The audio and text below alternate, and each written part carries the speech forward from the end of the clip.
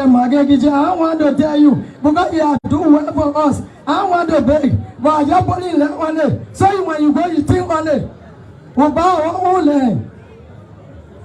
But we not get my house. I want to the power of 50.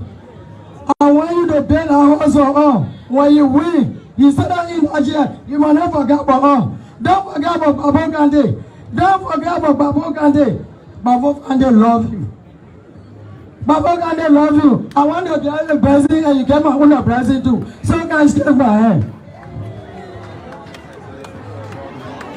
So that is a passionate hug right there. I put my hand in here. I know I'll go far out. So thank you. You are really in the country. You are one second thing. Because the project that you put your hands on, you want to level of brilliance. We get many presidents, but they can run up on the later. They get do nothing. They put you on the far. But you the first president doing well in Moravia or doing well in Liberia. You tell them all in the body. You build a hospital for all. Your Excellency again. Thank you. Babu Kande! Women! Thank you very much.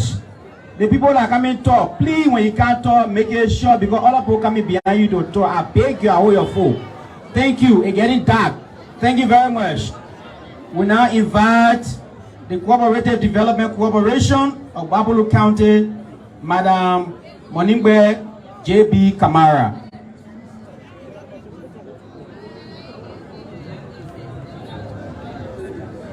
Okay, so we now go to our districts present here. First is Genwulala. Genwulala district will be represented by Mr. Jerry Kinney.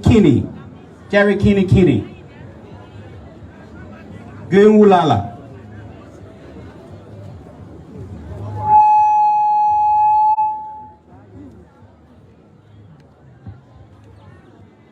Hello. You know, when you start praising one man too much, people can get jealous. So people now talk all the go thing about president. But now I don't want to start repeating the same thing again. So the program be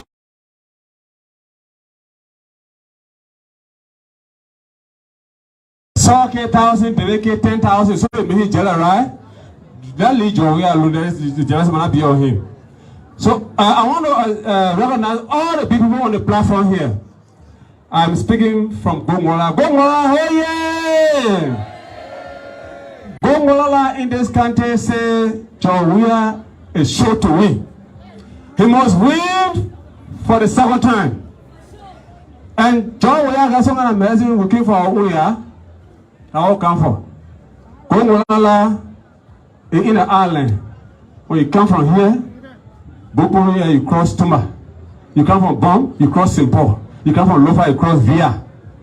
No road. No communication. And we heard they say you get Barrow medicine. Gongwala said the one that owns Jasna. Tomorrow you follow Gongwala for you. Tomorrow Gongwala for John Weah for second term. But we want our one on the Barrow medicine to carry, yeah? The Russian is the president. We want the medicine to carry. Thank you, the people of Gongwala Cooperative.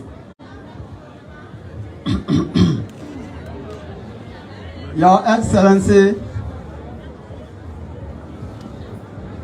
our beloved and loving President of this country,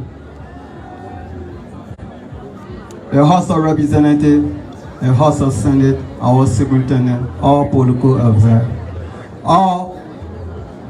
We will say thank you, Mr. President.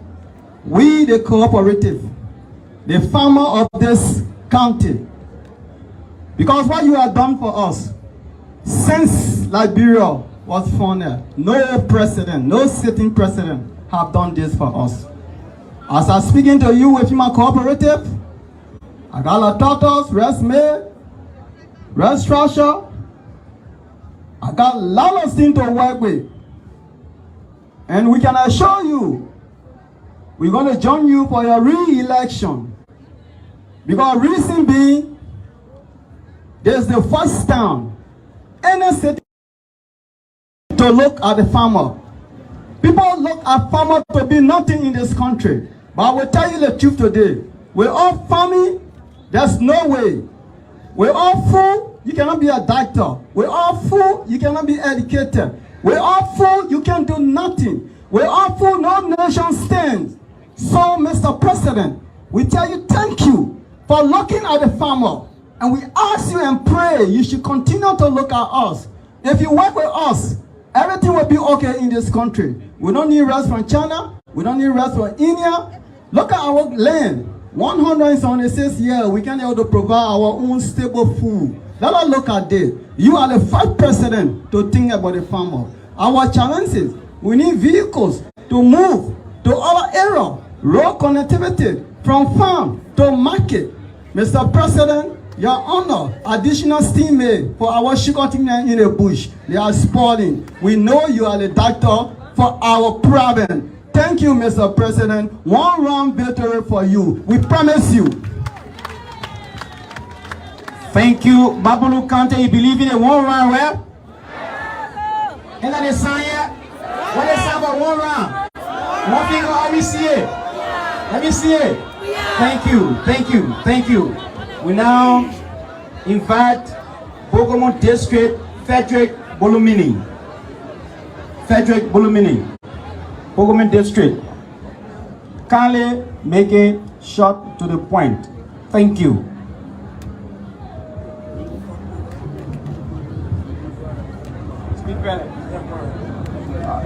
Mr. President, where Bokomo? We are from Bokomo District. We came to tell you thank you for the good work you're doing for us in this county and Liberia at large. The first thing is the bigger hospital you pay for us. Bokomo say thank you plenty. The second one, a tower. You built for us a tower in Bangan Bokweta. And you didn't just stop there, but you sent for us 250 cell phones with 100 power bank. Thank you so much for paying the wise fee for our children. We say thank you. We got road, though it's not completed. If you are elected, please don't forget about us. From here to Belayala, so he said back Babul County. We say thank you for coming to Bapur County. Bokomo promise you strongly that this vote is for you. Thank you so much. Thank you, Bokomo District. Thank you very much. Now it's Bela District.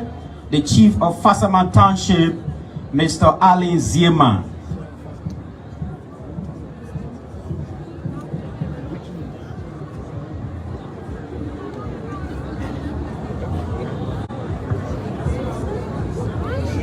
All protocol observed. Mr. President, the people of Bela say you are welcome to this noble county. So you are highly welcome. They also thank you for the job, the development you have been carrying on within the country and this county. We'll continue to talk about the hospital because where there's no help, there's nobody. We thank you for the hospital. Number two, we thank you again for the world-based school built in Bela District. Bela Fatima is nearly completion. This is clearly so that you have interest in the education system for our future leader. We thank you very highly, Mr. President. Rest assured that the Bela people are going to warmly vote you to serve your second term. We thank you.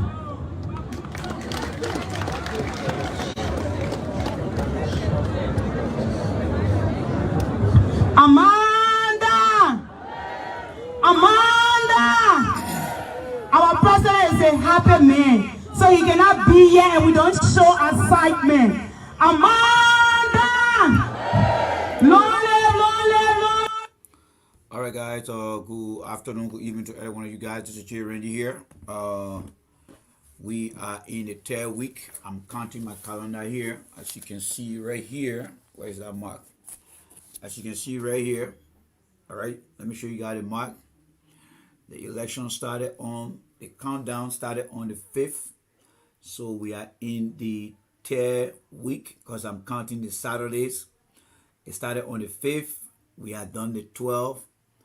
And we have done the how they call it, the 19th, and now we'll be coming to the 26th. That's what we're going to be doing. For me, I'm tracking a record here. So what I want to engage you guys on tonight is to find out which, that is, if you're following the politician in the country, I want you to call in tonight.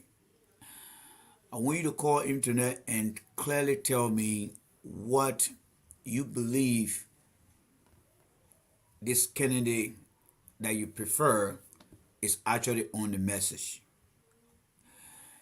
When you listen to the different talk show hosts, the problem they got is they are making life easier for these political leaders. They are not asking the why question.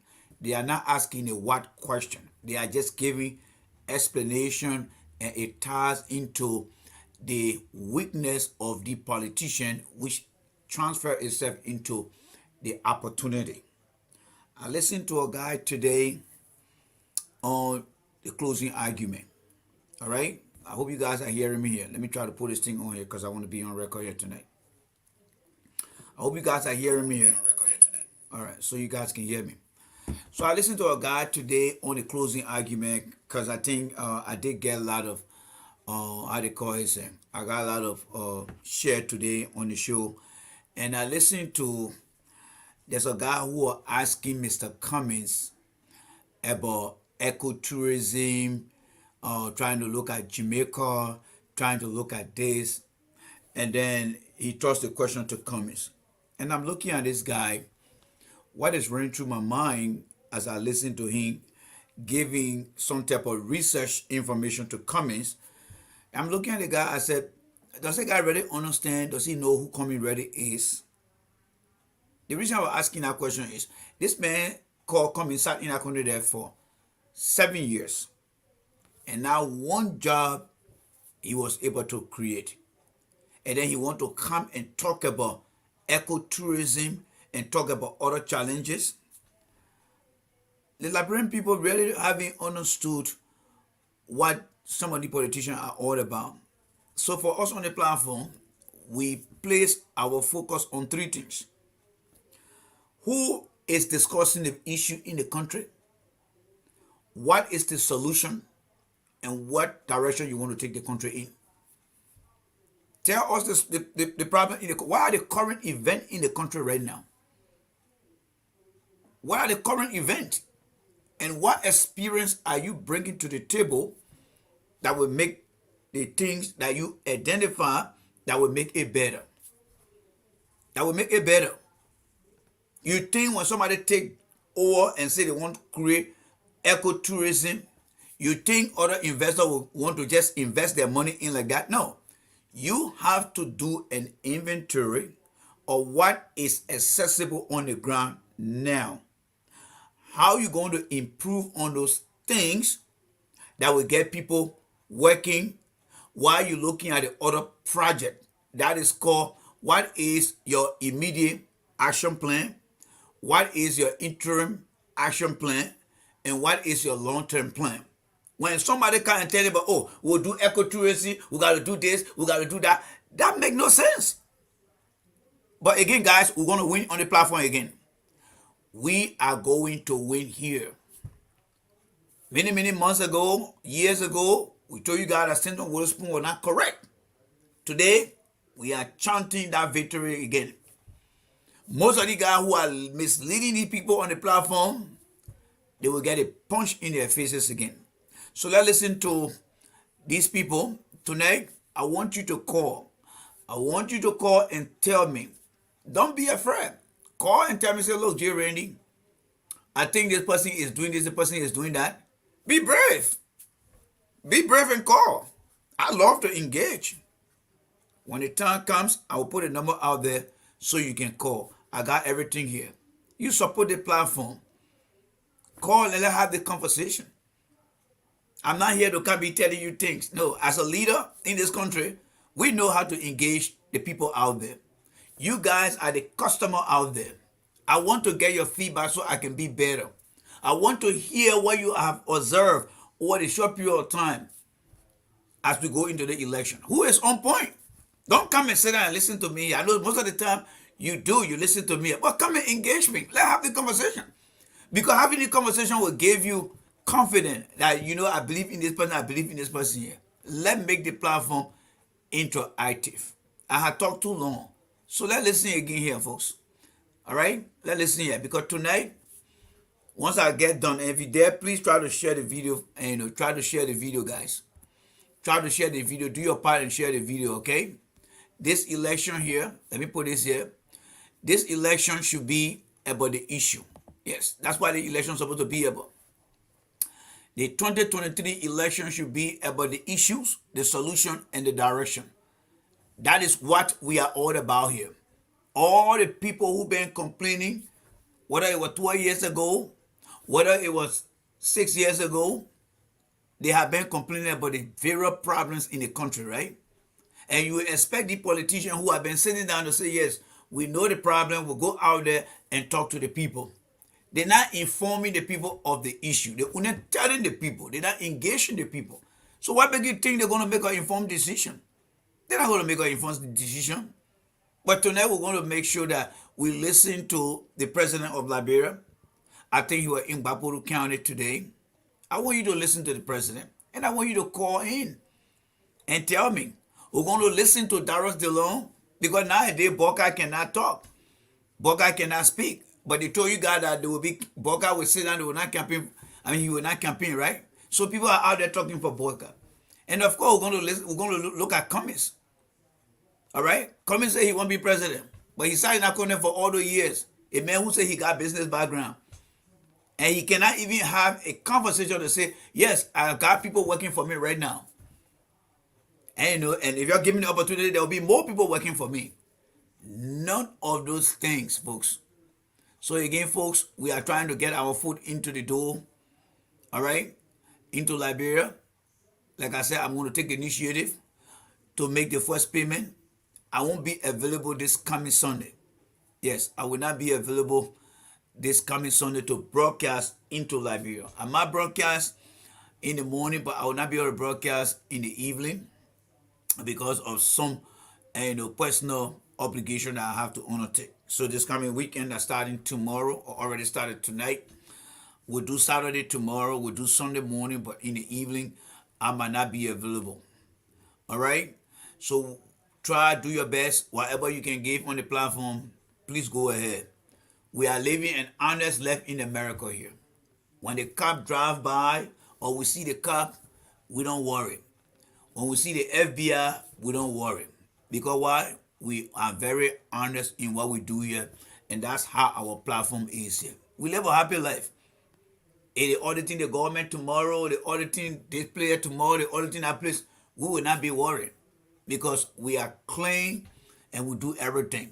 So we are challenged in terms of people who come here to support us. Because the people who supporting other people, some of them don't really care about what the other people are going through. But that's why we are here to make sure that everyone get a piece of the pie. So I want to appreciate you guys who come here to watch me all the time. I really do. All right? I really do appreciate you guys a lot. All right? Somebody said cash not working, guys. Send it to me. Yeah, you said you said the money. You send the money to Spia. Spia want to come for you. I mean, just imagine. I don't want to go back to what happened yesterday. How can you be in a cold air conditioned room? All right, a room that is very cold and you're sweating. That what happened to our man Stanton Witherspoon. The man, according to the guys who were down there, you in a cold room that you're sweating. It was not easy. Babiata with all inside. So let's listen to this. So while I share the video, okay? So let's listen to these people. I think these people are making good sense here. All right. And I also want you to listen. Let's go back to the other guy that came first. Let's go back to the other guy. Yeah, this guy in the white t-shirt here. He said some things, and yeah, this guy in the white t-shirt. Let's listen to the guy in the white t-shirt while we distribute this thing. Okay? Let's listen. You tell my own in the body, you better hospital for all. Your Excellency, thank you. Babalu Kade! Women! Thank you very much. The people that come and talk, please, when you can't talk, make it short because other people coming behind you to talk. I beg you, I hold your phone. Thank you. It's getting dark. Thank you very much. We now invite the Cooperative Development Corporation of Babalu County, Madam Monimbe J.B. Kamara.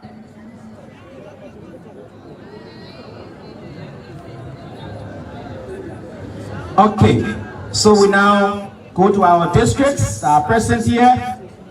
First is Genwulala. Genwulala district will be represented by Mr. Jerry Kinney. Jerry Kinney. Genwulala.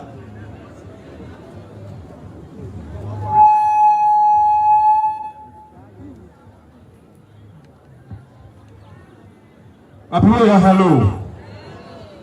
You know, when you start pressing one man too much, people can get jealous. So they will not talk all the Google team of our president. But now, I don't want to start repeating the same thing again. So the program be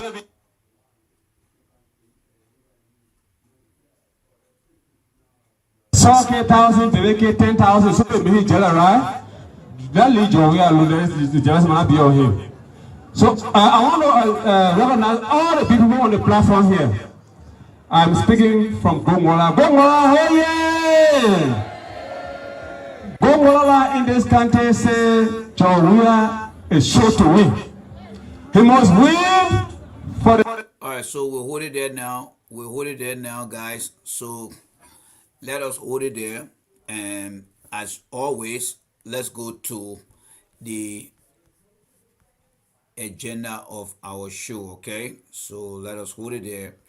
Let me just take this thing off the screen and let's see here. Yes, let me take this out of the screen.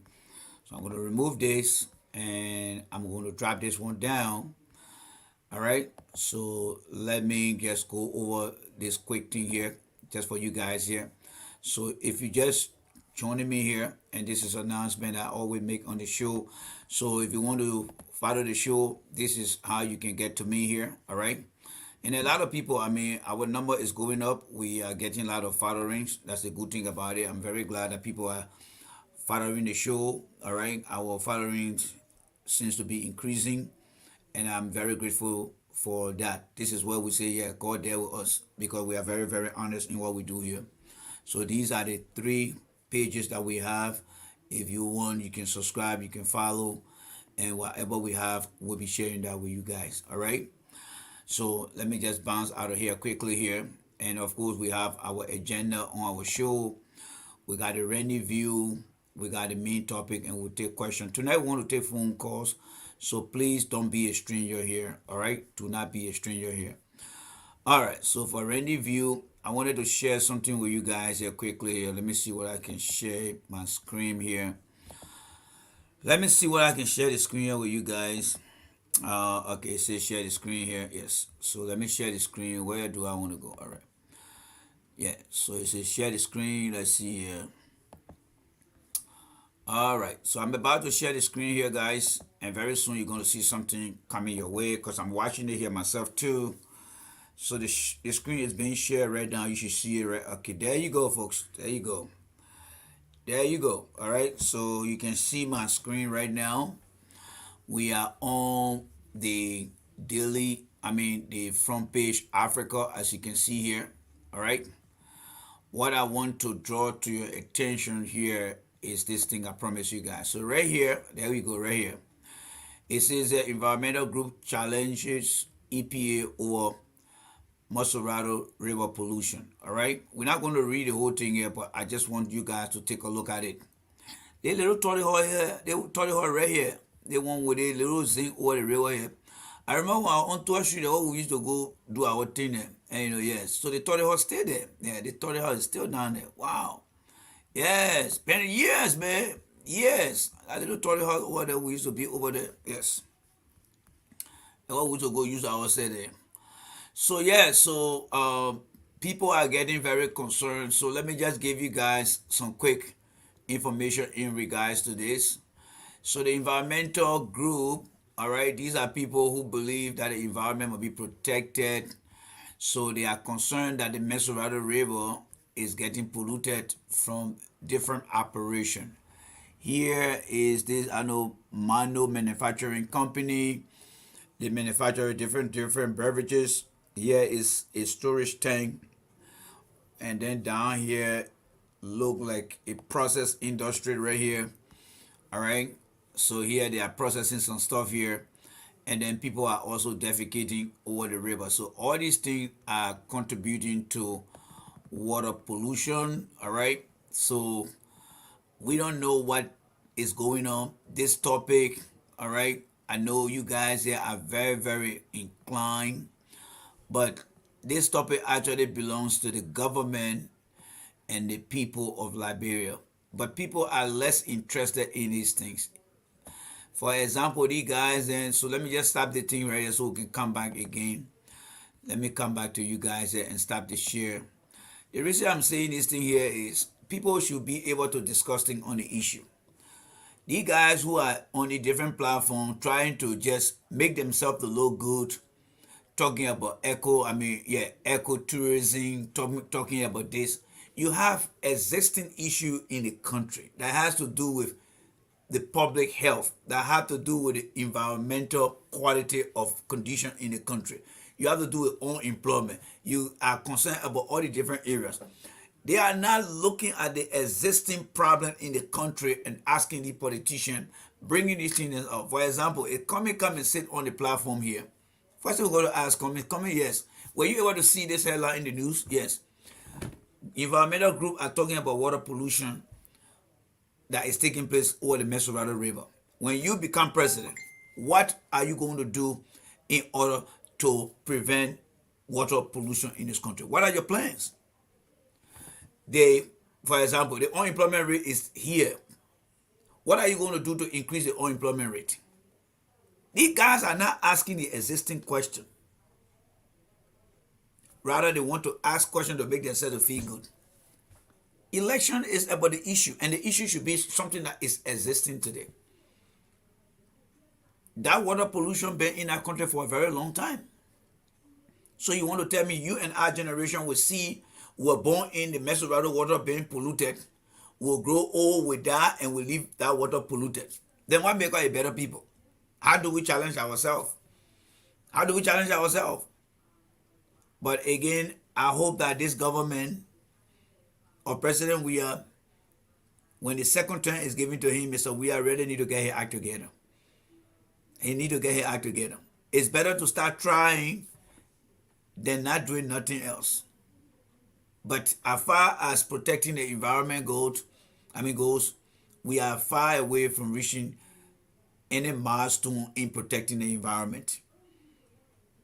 Even the forests in the country, there are news that are coming out that people are going and just destroying some of the forests. Again, we have an issue with protecting the environment and the forest. So I'm not going to spend much time on those things because it's a very sensitive thing. I'm not saying the government is not doing well, but the government need to be in control of these things. These are hard button issues that people need to understand. That Mesurado River continue to get polluted. Fish in our water will not be okay. The marine life will not be okay. The manufacturing company, they are just endlessly putting product in there. We don't have proof yet, but from what the Environmental Justice Group is concerned about is water pollution. So we're speaking to the issue of the water pollution. But what I can say to you here is the EPA does not have the environmental media like air regulation, water regulation, soil regulation, or contaminated or hazardous waste regulation. We don't have the regulations. So when people talk about contamination of groundwater, I tend to believe them because the question I will be asking is, what is the rule?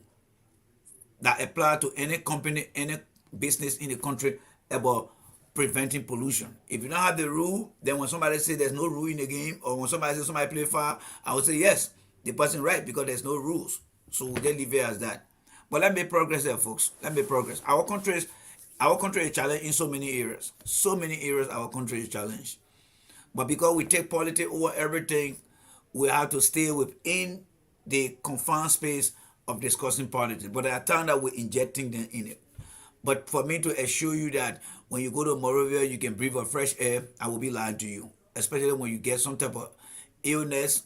Well, going out there, breathing out air, you are putting yourself at the highest risk. Yes, all right? A proactive risk is what you will be putting yourself into, because the environment, the air, the water, we don't have that type of standard in place to prevent this thing from happening. All right? This is not the president's fault, but I think the president needs to start to engage the issue. Those are the issues we're talking about. Whatever the newspaper publish out there, you read it. If there's something the newspaper is putting out there, every government official need to make it a business to read the daily news, because it gives them some sort of understanding as to where problem is and whether that problem is applicable to their function, so that they can begin to address it. Sometimes the newspapers are not anti-government. They are doing their part. They engage the community. They engage the environment. They engage society. So when they see things, they put it in the paper. It's your duty to look at it and say, you know what, this guy making sense. Let me go over there and be a little bit proactive to take care of things, to take care of X, Y, Z. But still, we are still yet to be there. All people want is to just get into election and then they win. Then when they win, nobody going to solve the problem. They're going to be, oh, it's your fault, it's my fault, it's your fault, it's my fault, your fault, my fault. And then by the time you know 6 years over, nothing has been accomplished. Look at Ellen Johnson Sirleaf, for example. Ellen Johnson Sirleaf, of all people, the woman did not do anything in place to leave structure in place. To put structure in place. I saw a Middle Eastern, African and Middle Eastern lady today standing next to Ellen Johnson Sirleaf. I think that woman don't know Ellen Johnson Sirleaf. I don't know how long that lady been in the country. I posted something today. There was a lady, I think she looked like I think she an African Middle Eastern lady standing next to Ellen. I don't know how many guys saw that post, but I became very concerned about that lady, because she thinks she's hanging out with somebody good. She hanging out with the wrong person. That's what she's doing. All right. So let's get into it here, folks. Let's try to get into things here. All right. Let me read a few comments here, because I think the comments here are coming very fast. So let me read a few comments here. All right. All right. So that J. Randy comment over there. Yes, J. Randy said you should please share the show, guys, and please go ahead and share the show. Let me come here. I see Frederick Monju here. Yes. He said, good evening. Thank you very much, Monju, for your commitment to the show. We want to appreciate you, and thank you as always. And then, of course, I have my man Spia. Spia won't call the people from Cash App so they can finger my little Cash App so the money can be sent to him. But we pray that one will say, God there, God there, God there, Spia. The Cash App will work. God there. Right now I can see God. God right there. You're watching that Cash App there. So it's not coming to you. We need to stand on with those people play. You will not see your teeth. Let me tell you, right? All right. Let me progress there. All right. Then when you say, I'm glad that I am on the winning team. Yes, Moyu, we're doing everything here critically. And, you know, we're making history here. Everything we say here, we got video to that effect. Everything we say. And I guarantee you, if Stanton goes to that court and he is sentenced, that day will be the day where I will go back for all the video. The one where I was looking on his page and telling you guys that the guy is fake. We will do a marathon on that day. From the day we started engaging Stanton up to where he will be sentenced. I'm preparing for that. All I ask God for is strength, good health. When that time comes, we'll go through the timeline. And then those who will be coming for the first time, they will get to know how detailed we are. Because we're always on the winning team. We are not here to harm anybody. We are only here to remind people, all right? So thank you very much, Brother Moyu. Let me progress here. All right, SPI. All right, and let me see it. SPI, okay. Yeah, we read. Yeah, I already talked about that. Brother Moyu said the FBI visited me before when they were doing my background checks for security clearance. There you go. Yep. Yes. Security clearance, you have to get those things. But you are very aware. All right. My sister Emily is here. How you doing there? And she just posted the cash out there too for you guys. So guys, whatever touch your heart. I mean, don't go send certificate and can't send me money. Oh, you send certificate, you send me money, I will send that money back. Speak out. Don't go send anybody certificate. Yes. Anybody who says certificate, anybody send me that money down, not taking it. Let me tell you right now, I want to be free. So your little hard-earned money, whatever you can send, that the one will take. But don't go send certificate and can't send me that money. No, I beg you. That one, let it stay. Let it stay. That one will be right here. I'm not taking no certificate money here. Let me tell you right now. Yeah, this time we gotta be careful with certificate money being here now. Yes, we gotta be very, very careful here with certificate money issue around here. So anybody who want to send money to me, don't go send certificate. That's why I say whatever touch your heart, even if you can send $2 to cash out, that's fine. If I get it, we'll add it up. We'll keep begging. But don't go send certificate and can't tell me God can bless you. No, I don't bless you. I want other blessing. I tell you right now. I want other blessing right now. I tell you right now. All right? Yes, I don't want other blessing right now. So now that we are going through the statement here, let us try to go through some old things to remind us here of ourselves. All right? Let's start firstly here with this one here. All right? Somebody said they're watching from Trenton, New Jersey. Yes, let me see here. Thank you very much. How they call it? Oriki. Yes, I think I got the first name right. Oriki Rainbow. Thank you very much from watching from New Jersey. Yes. New Jersey in the house. Hey, folks, let me say one thing about New Jersey. It's one of the states that I love on the East Coast. Yes. New Jersey is one of the states that I love on the East Coast. I attended Mercer County Community College. Yes. All the way down into West Windsor. Yes. And to take Warhead Road. That was my terrain down there. All right, between 97, 98, that was my terrain down there. Going in Akure all the way back there. Very nice place. I still love New Jersey. So, New Jersey in the house, thank you very much for your time, bro. Yes, thank you very much. All right, so let's start with a little thing here. Let's look at and let's listen to the president here. The reason I'm saying this, So, we are about to start the discussion now, right? So, let's get into it. you gave me 6 years mandate. Now, give me my 6 years and see what I achieve. When you are not happy, when you go to the next election, you will decide what to do. The reason I'm saying this, we have a case study in this country. We know what happened. We wanted the president to go, but we did not know that you're going to affect us. The next thing, we were in refugee camps. Our path to refugee camps is over. Yep. We are moving toward prosperity. Let us bear in mind that those little incidences must not take Liberians back to where we came from. That's true. Government continues.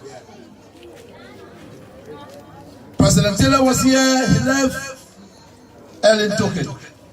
She left it somewhere, we are taking it. That's why we don't blame any government. We don't say previous government. Okay, let's get to the next one. Let's get to the next one. The next one here, let me see here. Let's get to the next one. All right, let's get to the next one here.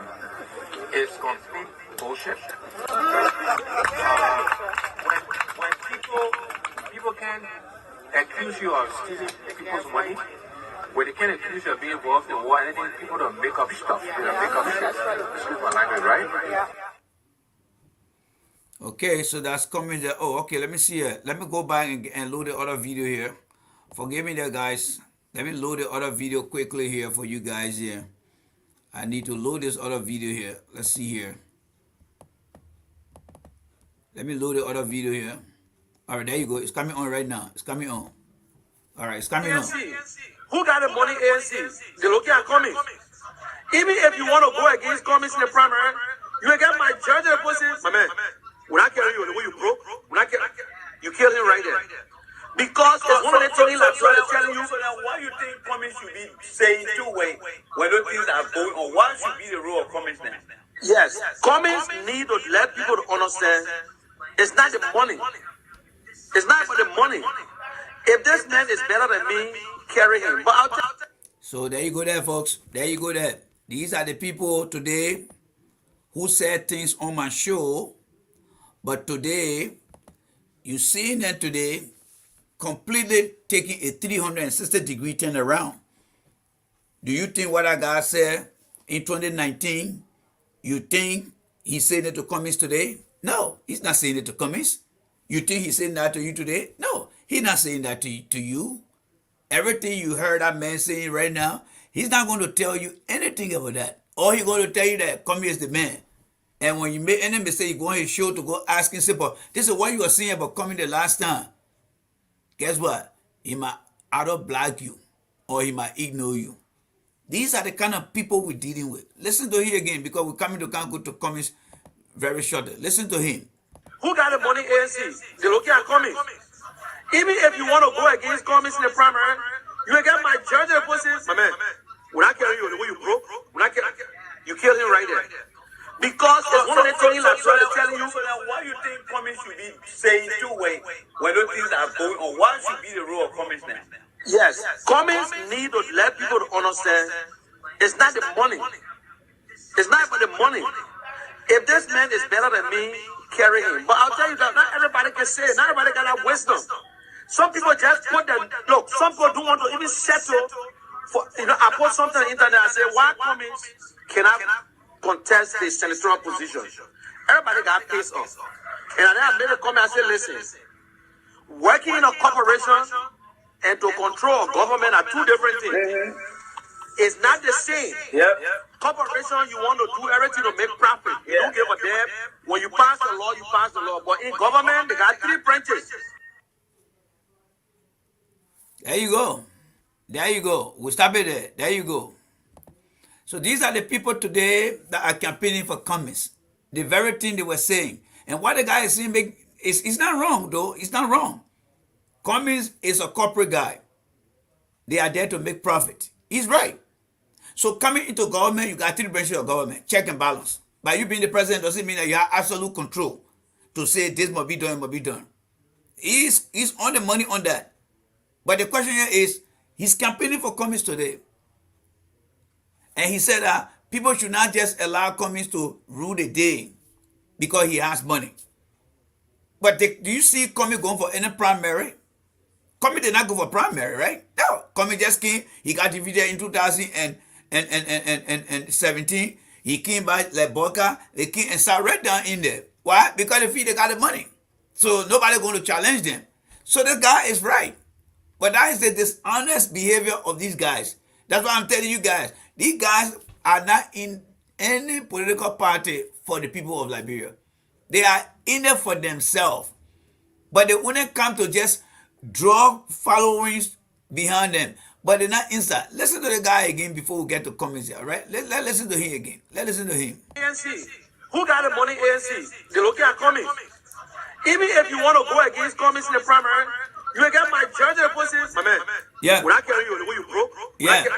You kill him right there. Yes. Because it's one of the things I'm telling you. So then why you think Cummings should be saying two when those things are going on? What should be the role of Cummings now? Yes. Cummings need to let people to understand it's not the money. It's not for the money. If this man is better than me, carry him. But I'll tell you that not everybody can say it. Not everybody can have wisdom. Some people just put them, look, some people don't want to even settle for, I put something on the internet and say, why Cummings cannot contest the senatorial position? Everybody got pissed off. And then I made a comment and said, listen, working in a corporation and to control government are two different things. Yeah. It's not the same. Corporation, you want to do everything to make profit. You don't give a damn. When you pass the law, you pass the law. But in government, they got three branches. And he's not lying. He's right. So let's go to Cummings now. All right. Let's go to Cummings. All right. Let's go to Cummings and hear what Cummings is about to say here. This election is about the issue. All right. So let's start with this video here of Cummings. All right. Let's start with a video here on Cummings here. All right. So let's listen to this here. It's about the issue. I want to know your take on homosexuality and gay rights in Liberia. That's the question we got. Okay. Let me answer the. We just want to know your take. So this guy you see in the blue here, the issue of gay rights in Liberia is part of his concern. There's nothing wrong. In America here, people have issue on abortion. People got issue on the LGBT community because this society vote on issue because they are issue. In Liberia, we also vote, but there are issues that we need to identify and discuss. So the young man you see over there, yes, that young man, all right, you see over there in the blue t-shirt. He went and asked Cummings this question. All right? But I want you to listen to how Cummings addressed the question. And I want you to picture in your mind that if this guy become president, is that how you're going to answer a question? Let's roll the tape. We just want to know your take on homosexuality and gay rights in Liberia. That's the question we got. Okay. Let me answer the. Remember, this guy is a Liberian. He came to Cummings and said, you know what? The issue of the gay rights thing been on my mind for a long time. I'm a Liberian. We had a lot of problems in our country. And I need solution to determine what the country future will be. So I'm going to ask this guy, they call Cummings, what is his view? What does he think? What does he make out of the whole issue of gay rights? And the guy left it as that because it was just a question. Now, Cummings said he wanted to be president. A citizen posed a question to him. Let's listen to how Cummings is going to answer the question. The second question first on gay rights and sexuality. First of all, there's this, what I call sort of vicious lie about the fact that there's a Cummings gay and will bring gay lifestyle to Liberia. It's complete bullshit. You hear the man there? It's complete bullshit. You think if Cummings was in Coca-Cola and somebody walked up to him and said, Cummings, people say you often drink Pepsi, but when you work for Coca-Cola, only Coca-Cola is supposed to be drinking. But we are hearing that you always drinking Pepsi. Do you think Cummings would stand right in that particular area and say whoever told you that I'm drinking Pepsi is bullshit? He would not say that because he's working for the white man. But because Cummings does not value Liberians, he does not value people, that is why he behaving like that. That's why he behaving like that. That's the kind of mindset Cummings got. That when people pose questions to him, he see you as somebody who is not valuable at all. This young man came asking questions. All he got to say, look, I'm not into what you're talking about. I'm not a gay. I'm not in our society. If the Liberian people decide they want it, they got a lawmaker then there. They can go after their lawmakers. But for me, I will let the Liberian people decide. But guess what he did? He went straight and used that strong profanity. And you did not find nobody on a different platform. You know why the guys are afraid of us here on the platform? Because they know we are the real deal. They know that what the country make them to be is there are some of the things that we practice here. These guys are on a different platform. You think they don't have the same technology that we have? No. I mean, yes, they do. But do you think they're going to ask the same question? No. Because today, a Cummings was out there. First thing people say, Mr. Cummings, this election is about the issue, right? I want to play the tape for you. Then you go by again, you play the tape. So I want you to listen to this young man here, Mr. Cummings. And tell me whether if you have to do it again, you will do it again. Let's roll the tape. We just want to know your take on homosexuality gay rights in Liberia. What is so wrong? We just want to know your take and your view on homosexuality in Liberia. The guy is only asking for Cummings' view, his opinion. The man was very respectful, and he only said, we just want to know your take, your view. But look how Cummings angrily, you think if Cummings were president, you're going to tell the person you arrest that man for asking me the question. You arrest him. That's what you're going to do. You arrest that man. Because you see the way, the tone of voice, how he answered the question. Let's listen to Cummings again. Okay.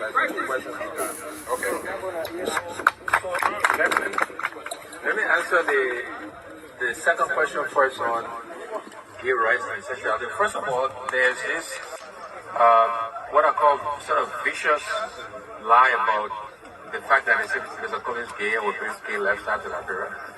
It's complete bullshit. There you go there, folks. So when a man in his dream become president, any controversial issue, that's how he's going to address it. You know, I don't want to focus on Cummings because I know Cummings not going to win no election.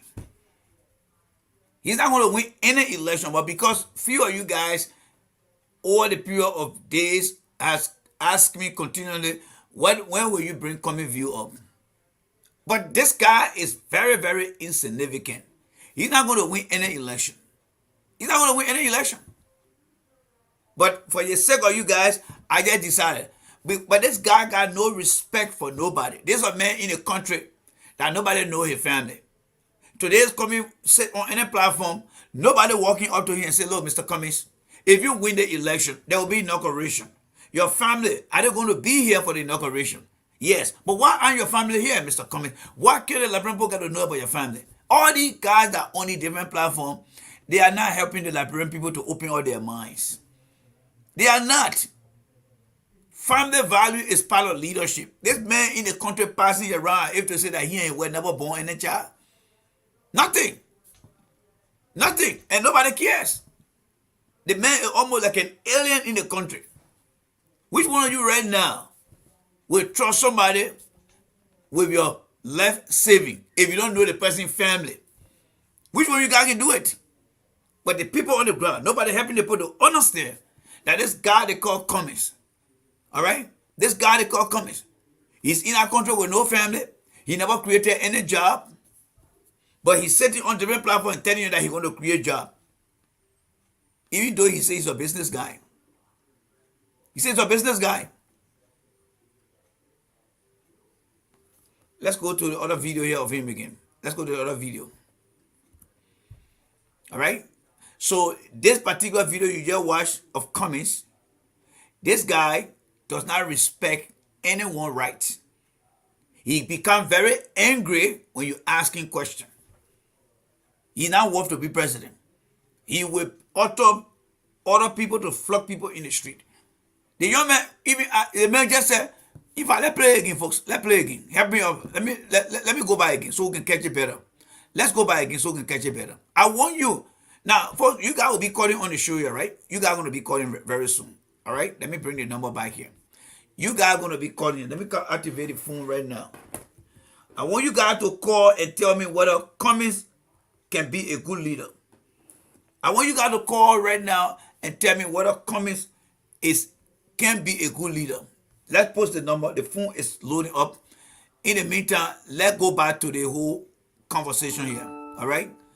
Let's go back to the conversation here again. I want you to listen to that young man. When you do call, my first question to you on the whole Cummings issue here, was that young man wrong? Was he like disrespectful to Cummings? Or he was just a concerned Liberian? This young man here, was he wrong? Did he insult Cummings? If the answer is yes, let me know. If the answer is no, I also would like to hear that. But then the second question would be, was Cummings right to answer that young man in that way? Was he angry? Let's listen to the young man again. We just want to know your take on homosexuality gay rights in Liberia. Did you hear the question? Did you hear the question?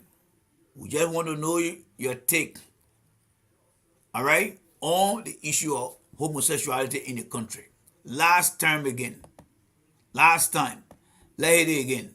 We just want to know your take on homosexuality and gay rights in Liberia. Okay. Okay. Let me answer the second question first on gay rights and sexuality. First of all, there's this what I call sort of vicious lie about the fact that Mr. Cummings is gay and will bring gay lifestyle to Liberia. It's complete bullshit. When people can accuse you of stealing people's money, when they can accuse you of being involved in war, anything. So there go the number there, folks. I want you to call now. I want you to call right now. All right? I want you to call right now. Please call right now. All right? I want you to call and tell me, what do you make of that? Call, please. Let me test the phone number here. I want you to call. Let's have the conversation. Let me run the test myself. All right? I'm going to test the number myself. I want you to call.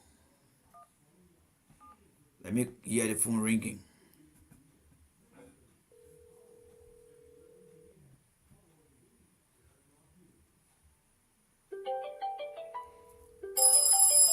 The phone is ringing.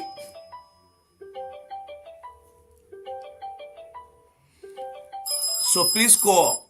The number is down there for you. Call and let's have this short conversation.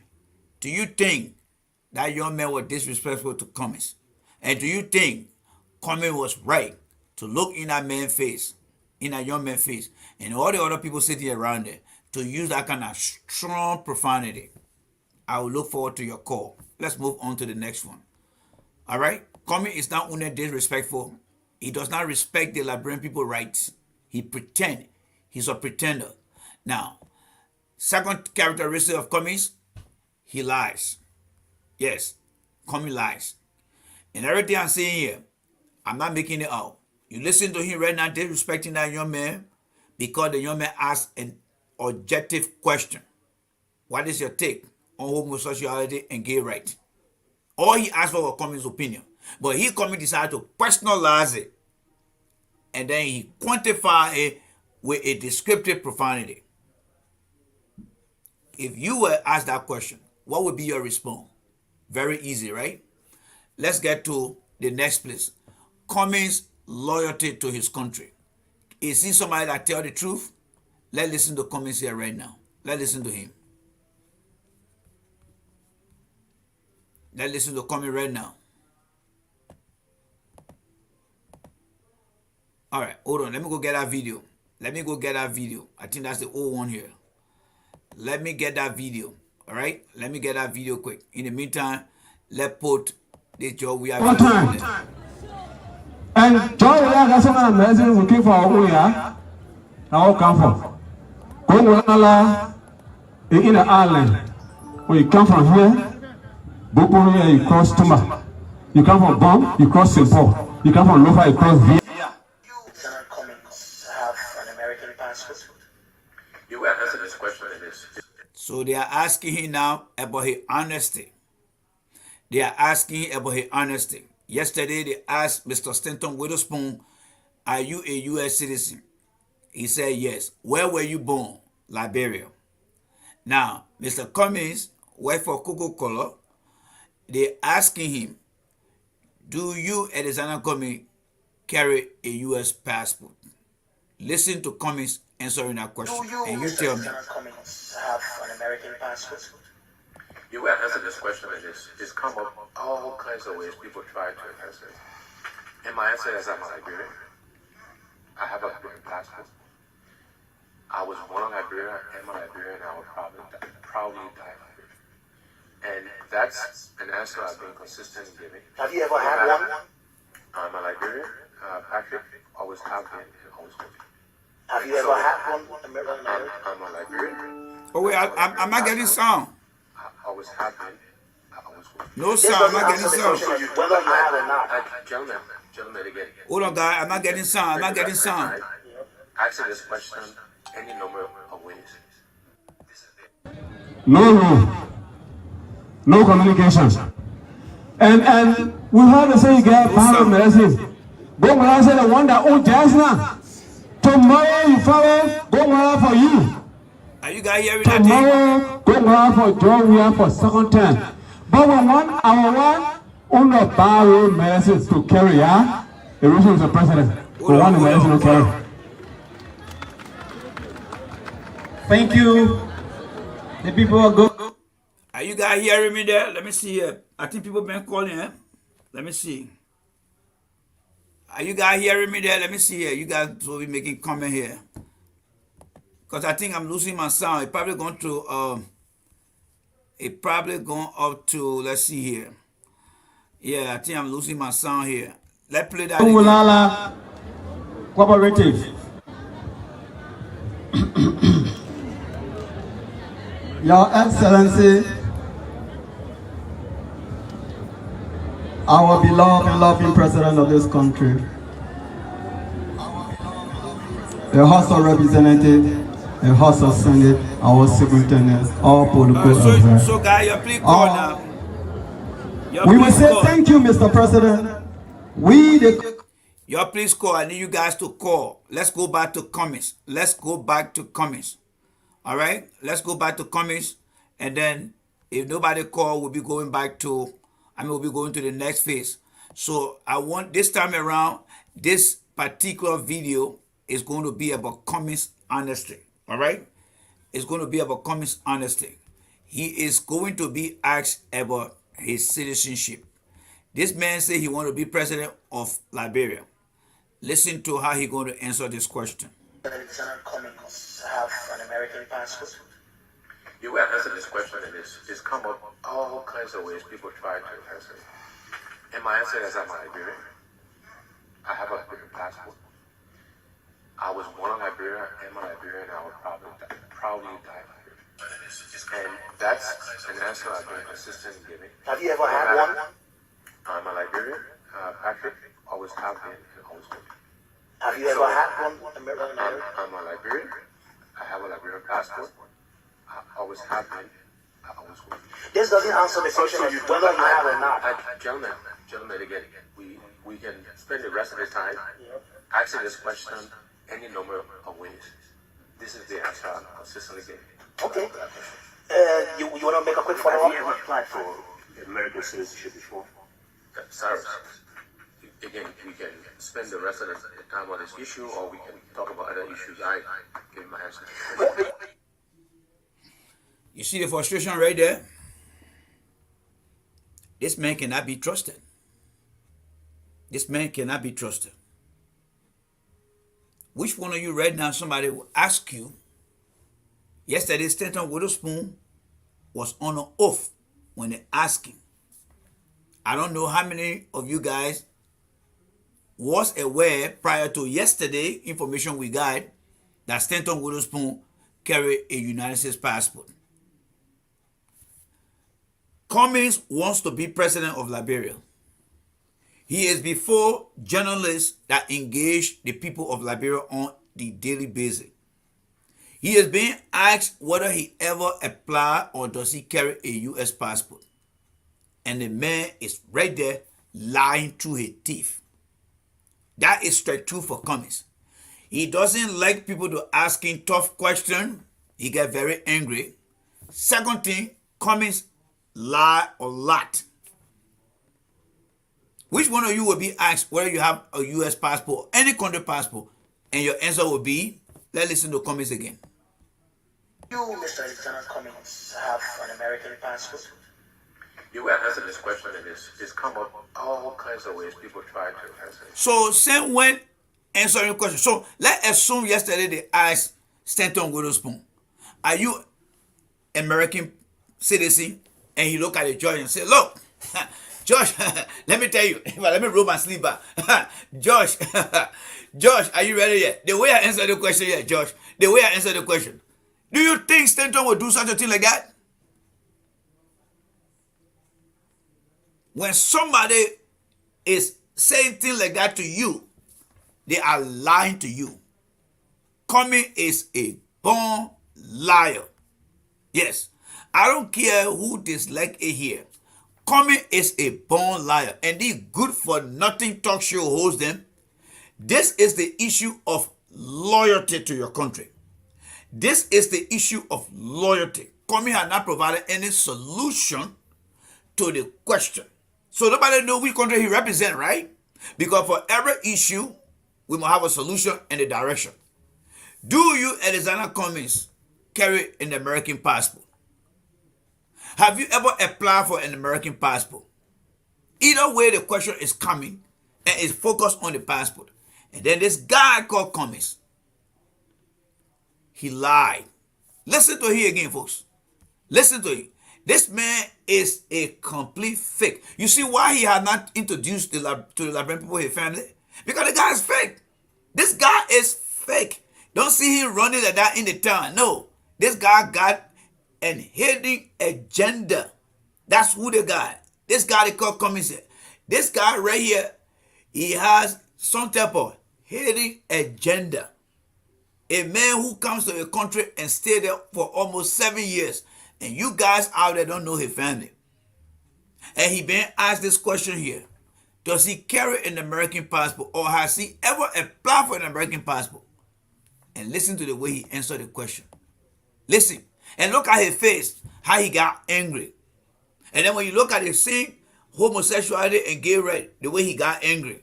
When Cummings is faced with the reality question, he gets very, very angry. Watch his face as he answers the question here. Watch your face. You, Mr. Alexander Cummings, have an American passport? The way I answer this question is it's come up all kinds of ways people try to answer it. And my answer is I'm a Liberian. I have a Liberian passport. So that his own answer he's giving now, right? That his own answer. But that's not the truth of the answer. You see, this guy character is very, very nasty. And that's why I evaluated this guy here last year. And I look at him and said, this guy, you know, thank God he's not going to be president anyway. This guy not going to be president. This guy right here is never going to be president in our country there. He lied too damn much. Excuse me my French. He lied too much. So folks, I mean, I want to hear from you guys. Honestly, I want to hear from you guys. Somebody pick up the phone and call me right now. The number is right there. See the number right there? Somebody pick up the phone and call me. Which one of you now will be asked that question and you answer the question that way? This is what we do on the platform. We challenge the politician. The issue of citizenship. How honest are you when it comes to the citizenship? And then he telling you the way I answer the question. So that means in his dream, when he ever become president, when something happens, you will say, look, the way I look at this situation, he's not going to look at the situation as it is happening or it happened. He's going to tell you, say, the way I look at this situation here, the way I do this, the way I do this. That's who the guy is. Then the man who passing around the town and telling you, oh, I want to do this, I want to do this. Coming is a scam. This guy is a scam. Do not trust this guy. I interacted with the guy before. You see the thing happening right before your eyes there.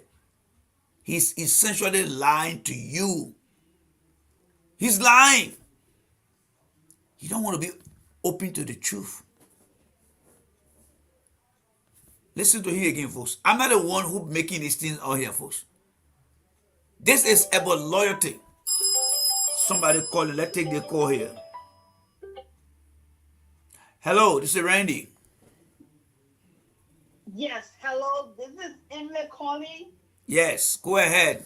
So my take on the subject tonight concerning Cummings, I really don't understand what it said that our people never, they just don't speak the truth. That's right. First of all, I just came on this show to really learn more about Cummings. I really didn't know much about him. Oh, yeah, you to the right place, my sister. You are to the right place. You are to the right place. I hear, this is where I hear more about him.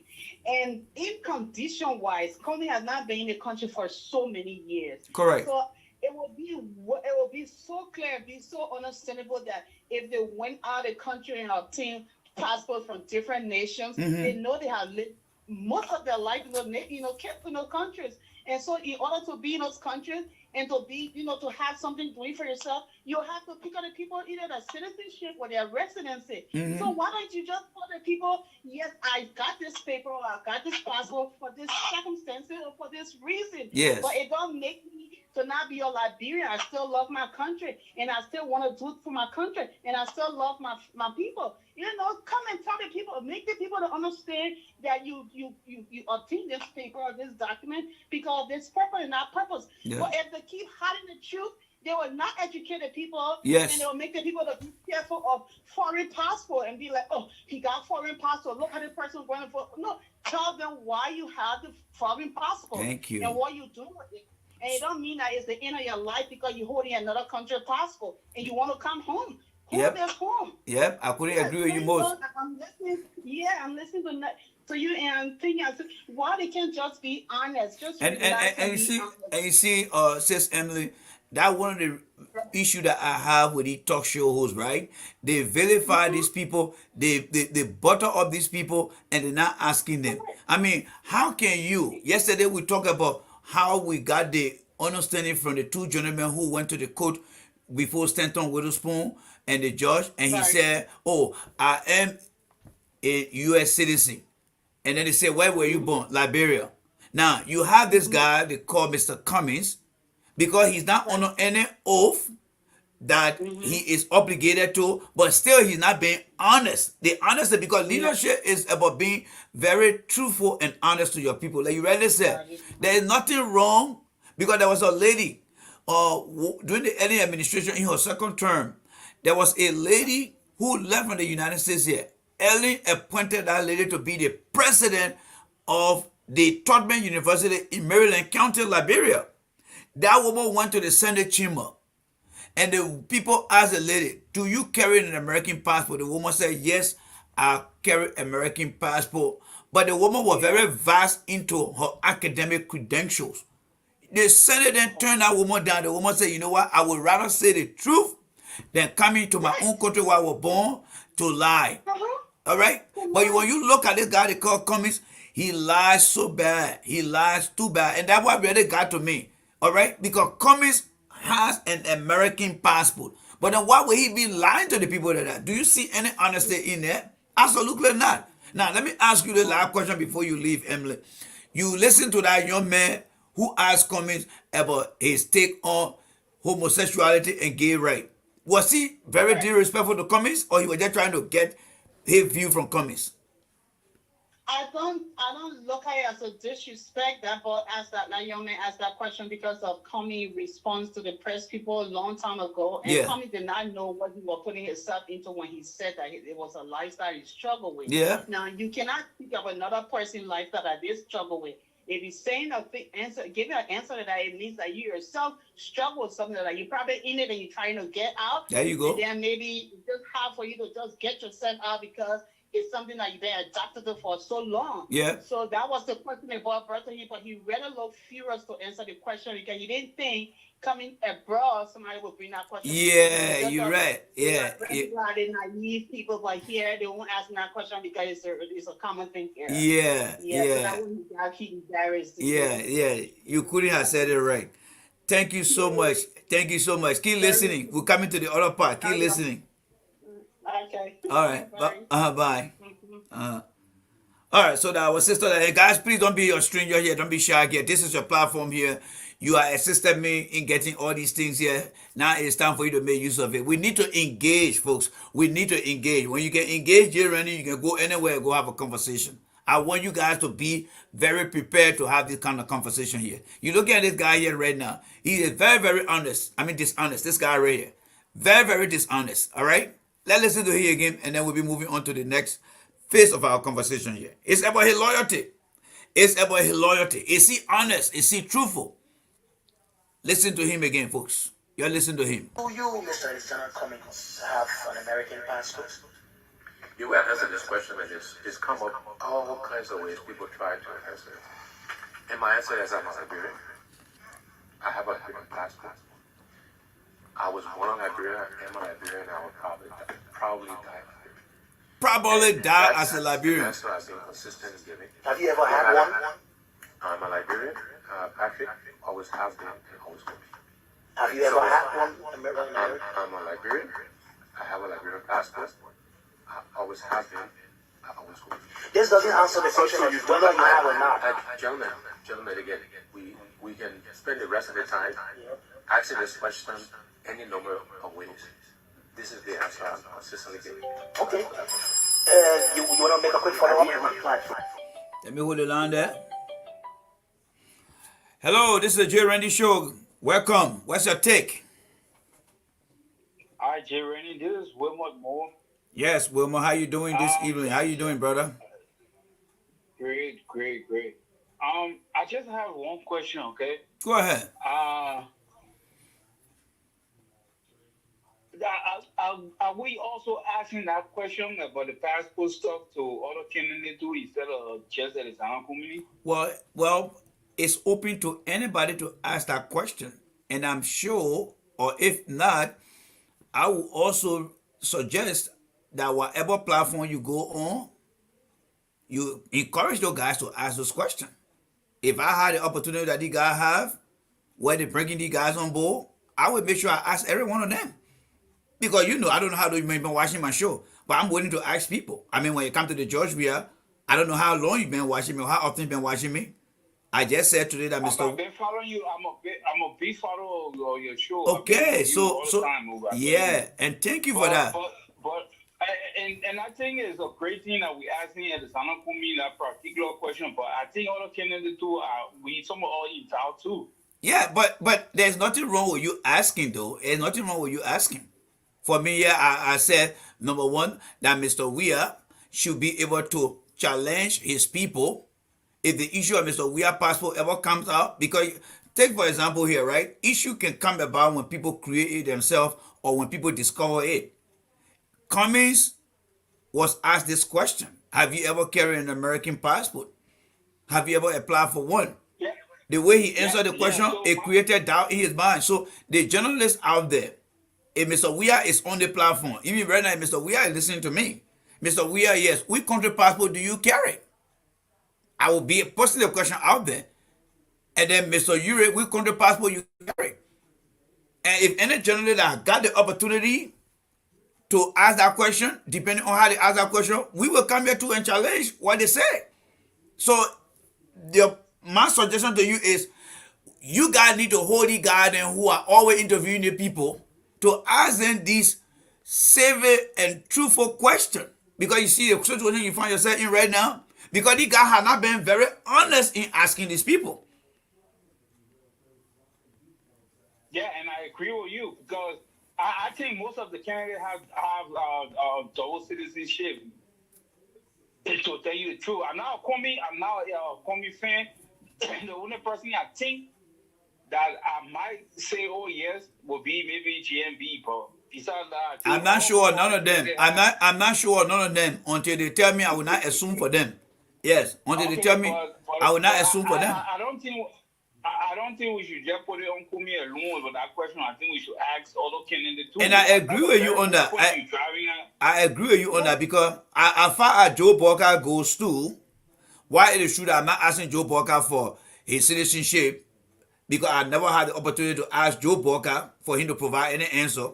My take on Burka as it relates to what I know, Joe Burka told 50-50 that due to the 2017 election, he was pressure, he had started to act up. After 5.5 years, we are in 2023, Joe Burka now is saying that, he went to the hospital. Now, what is wrong with Joe Burka? We want to know Joe Burka or health. And we want to know his mental state of mind. So, go ahead. I agree with that particular point, but guess what? I'm a hardcore sedition. And I think that the president right now, if we're going to ask him that question, it's going to hit us because President Weah does have dual citizenship. I don't have no proof to that. I don't have no proof to that. Yes. I don't have proof to that. I don't have proof But to that. let's just worry about that. But I think what we do you have we should be asking. no, yeah, but I mean, I wholeheartedly accept what you just said.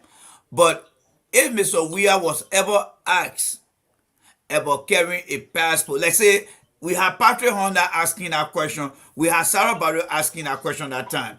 Let's say if they have both decided to say, you know what, let us go on the road and ask all the president, when I mean on the road now, let's go to all the presidential candidates, including Ellen Johnson Sirleaf, and ask every one of them, do you carry a passport? And the answer they were going to be providing, we out here were going to use it. But Cummings, he was asked whether he carried carry an American passport. The way he answered the question, we got it tape. Now we're looking at every politician characteristic, because when I launched my coming back to the political season, I said we're going to look at people's character. We're going to look at the issue in the country. What are the politicians' view as it relates to the issue, the solution, and the direction? And I also said we'll look at the people out there. What is their understanding about this coming election? How many information they have? So what are some of the personal characteristics that we're looking at for Joe Boca? I'm telling you, Labrimpo, that this man is not honest. He went to the hospital. He was hospitalized. He came to America. Up to now, nobody knows whether Joe Boca is physically fit to take over the office. It's mentally sharp. That is my key point, because he showed to us, he demonstrated to us. Coming on the other hand is showing to us that he cannot tell us whether he has a U.S. passport or ever apply for a passport. As for Mr. Weah, I said, Mr. Weah, you survive in your 6-year term because you have the international partner that really help you, and you were very much involved in getting some of the project done. But as far as most of your minister and director, they underperform. And I am saying to you, Mr. Weah, when you get elected, you need to be professional on board. What I know is what I will speak to, my brother. So if any journalist out there walk up to President Weah or to come, to Boca and say, do you have a U.S. citizenship or any country citizenship? The way they will answer that question is how we bring it out here. If they ever come to me on my platform, oh my man, you can call in because you ask your question you want to ask. But these guys who are the published, they are not asking the question. You are a citizen. Michael Gilman has spoken to the president before, right? So have you ever asked Michael Gilman, say, look, Mr. Gilman, you my man, but Gilman, can you ask the president?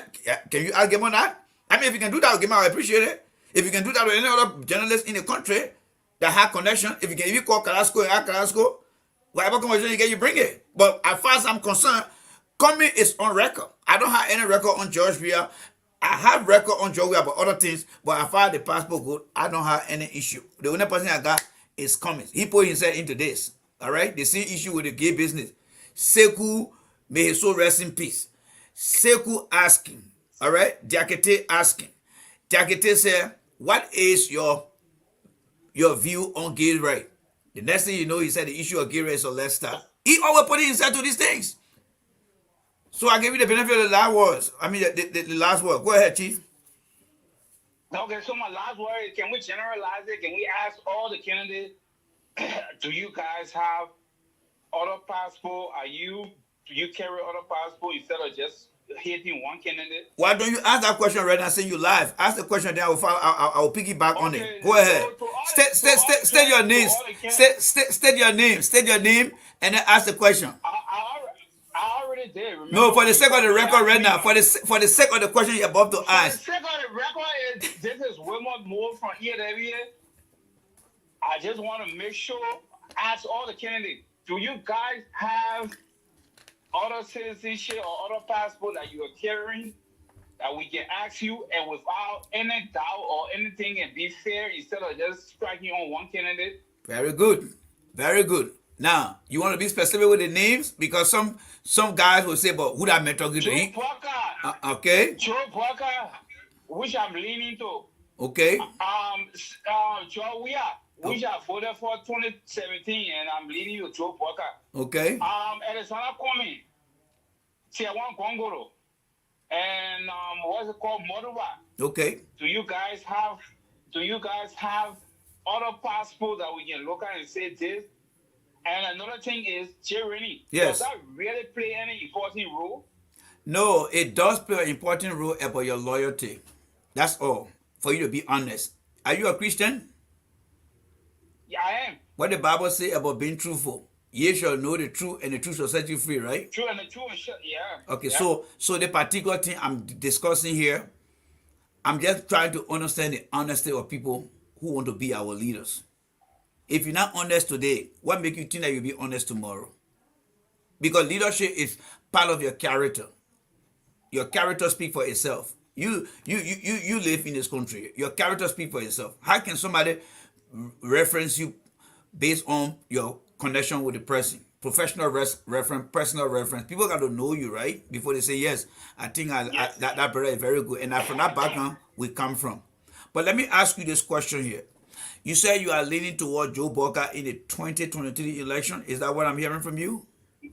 Yeah, I'm leaning. Okay.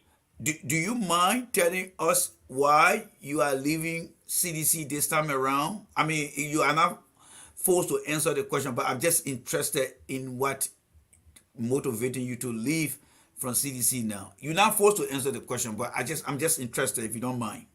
Well, I'll give you a few points. Okay. That not make sense to you, but go ahead. You're right, my man.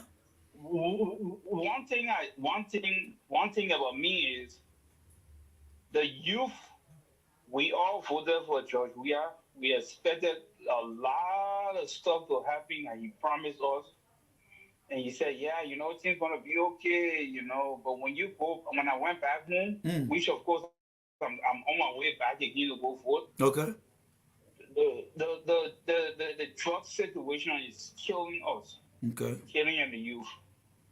Very, very much killing the youth. And then another thing is the people that we that went there and sacrificed, we were let down. We were let down. People that thought they were they went way up and they forget about us now. Do you notice that Joe Weah is coming outside now, walking in water, walking in mud, while we were sitting there and doing everything, and they hired him for a long period of time. Yeah. Never brought him out to us. Nothing. We were just sitting down on the side. Some of us was really happy to come to America, and we came here and we did better. Like for me, I'm an IT guy, so we did better. But look, when you go back home, man, the youth are dying slowly, and there's no one to turn to. So what else can you do? You have to look for another opportunity. And which, of course, that most of the youth are going the other way around. So until there can be a way that people can reconcile and come back and say, yes, we are in charge there. We need to really go back and sit down and think. It's not going to work. And how you think that reconciliation can take place, if you don't mind me asking you? Oh, it can take place. The president just had to bring the president outside. They go. I brought the president outside a long time ago to meet us and sit down so we can express ourselves and say, look, probably the thing not happening. You got to do it away. But they confine him. Now they want to bring him outside to come be walking in water and all, be jumping behind him and all those kind of things. It don't work that way, man. Don't work that way. Do you think it's too late now for you, from your understanding? It's too late for reconciliation now? Well, one thing my dad told me, you can't fatten the cow during the market day. You cannot fatten the cow during the market day. So when the cow dry. So your number one issue here that is causing you to leave is the youth. Okay. It's the youth. What youth empowerment, youth. So what let's say if you were to speak to the president today, tomorrow, and you're right, I think the president should be able to engage the youth, because young men like you sound very young, and God bless you, you came over here, now you're into the IT, and I will even encourage you to focus on cybersecurity or AI, because that's something that is very big for the future. But you here, and God has given you the opportunity to be the person that maybe your dream back home, you are realizing your dream little by little. So for you, you are in what I would call, you are part of the common class, but your common class is part of the middle class, because the middle class Liberians live in the diaspora. We don't have middle class back home. So no matter what happens, we stand a better chance here because of all we contribute back home. But let's say, for the sake of this conversation, If Mr. Weah was to call you, what will you tell him today? Focus on the youth, the next generation. Leave your legacy. Forget about everything else. Leave your legacy with the youth. Let the youth put you up. Focus on the youth. The next generation is the youth. You know, I've been here. Innovation. Yeah. Innovation in America is all. Yeah. It's all we have. If you can focus on the youth with everything you do, you're just wasting your time. That's true. That's So true. we have already gone. He have performed everything. Everything you think about, he have done it. Mm-hmm. But his best legacy is the youth. You guys will put the youth on track. Yeah. Your legacy should be the youth. Without the youth, you're nothing. That's true. All the things you do, you can go up, you come down without the youth. Man, the drugs is killing the youth. It's killing us. So let me follow up with another question. If the president having to talk to you and say, I want you to believe in me if I'm elected, if you vote for me and I'm elected, I will do exactly what I feel to do and what your interest has been. Will you, one, trust the president, or will you still not vote for him? You know why we got less than 2 more months to go. You know that, right? Yes, I know, but that's why I'm asking this question now. It's what. So it takes a lot of work. It takes a lot of work right now. And look, what you should be doing now is to lead all. Let's come to it then. Whosoever, all the people then, let it leave him. Then he focus on the youth, convince them. That's what I'm saying.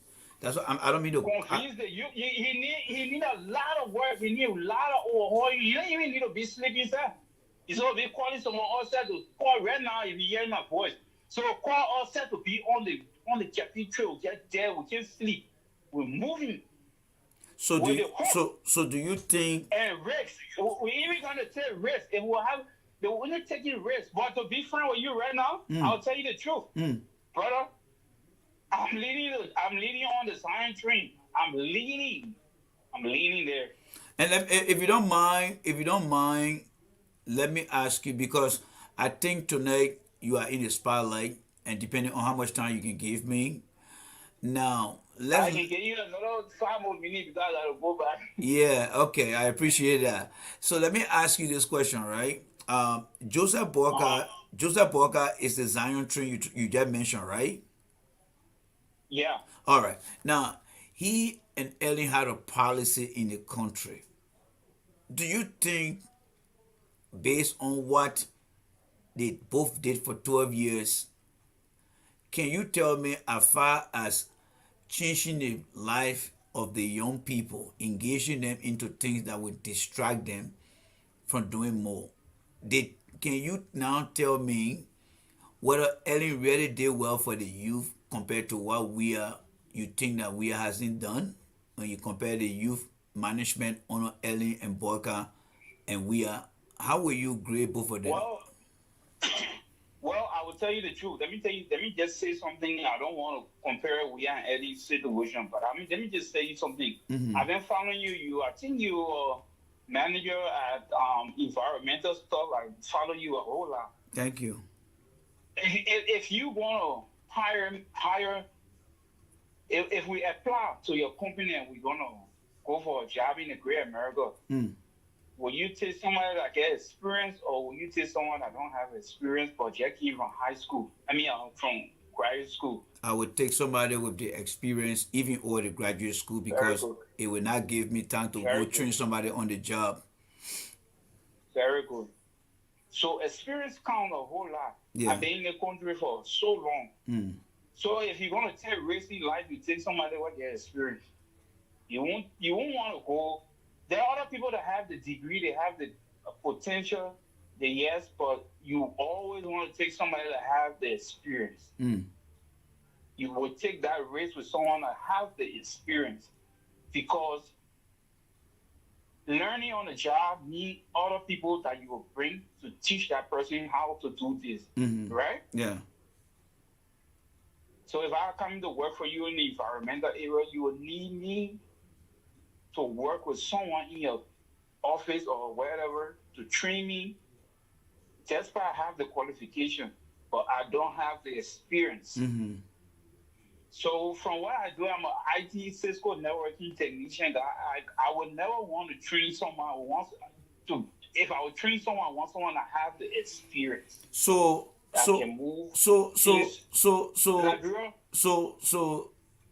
I want you to please, because people are listening to you right now.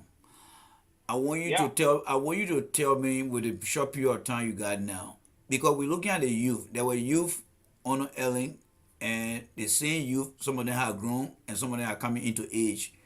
When you look at what Ellen and Boca have done for the youth, because they run the same they ran the same institution, except different time and different officials.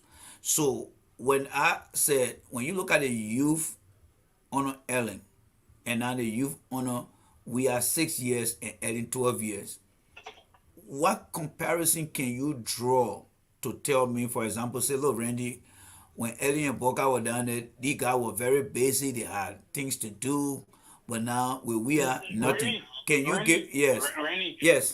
I'm going to give you my number after, but let me tell you something. The youth owner, Eddie, they had problems. They did. It was not Joe Weir that created the whole thing that happened. So, don't get me wrong. Yeah, hold on. Yeah, go ahead. Can you just give me 1 minute? Go ahead, my bad. It was not, if anybody tell you what Joe Weir that created the whole scenario that happening, no, it was not George Weir. But it got worse.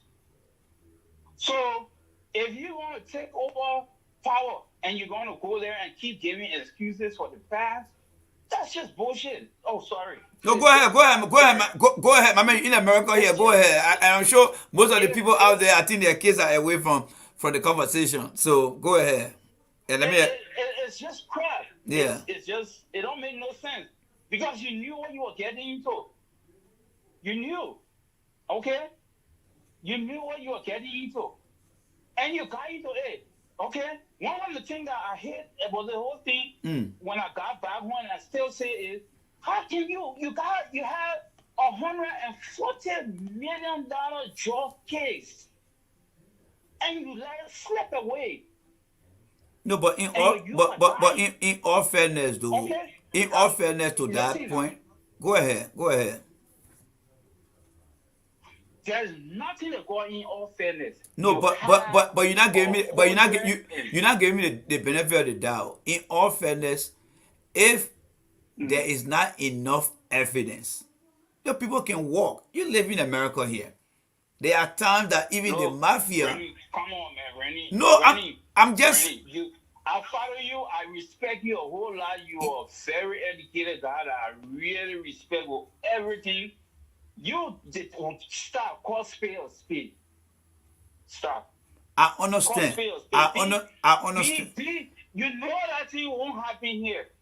I know, but you know it won't happen. Yeah, but what the American people give you all clues, give you all evidence, and you let it slip away from your from you. If you were taking out like, bro, will you let that thing slip away? Why you always tell us, say, look, you're not typical Liberian. I follow you. You're not typical. I'm not typical Liberian people. I'm not typical Liberian people on your side, and I'm not Liberian. So you American man. I agree. You live in American culture, which I love that particular slogan you always say. Will you let that slip away from your regime? If the evidence are clear, will you allow that with international evidence? Yeah, yeah. So let me answer the question. If there is clear evidence, no, hold on. Let me finish now, please. You just said something that I want to allude to. Like you said, if there were clear international evidence, and I know that evidence is clear, I will not let it go. Am I clear now with you? Yes, and it was clear. It was because he had a call. Okay, for example, when the American ambassador was leaving, he said, we never ever for evidence for Natalia Madej and the other people to prosecute them. And what began? Hey, did we even go there to ask for help? To say, bring proof. Yeah, prosecuted people. We went there. Come on, Rennie, man, Rennie. No, Rennie, but Rennie. listen to me. Listen to me.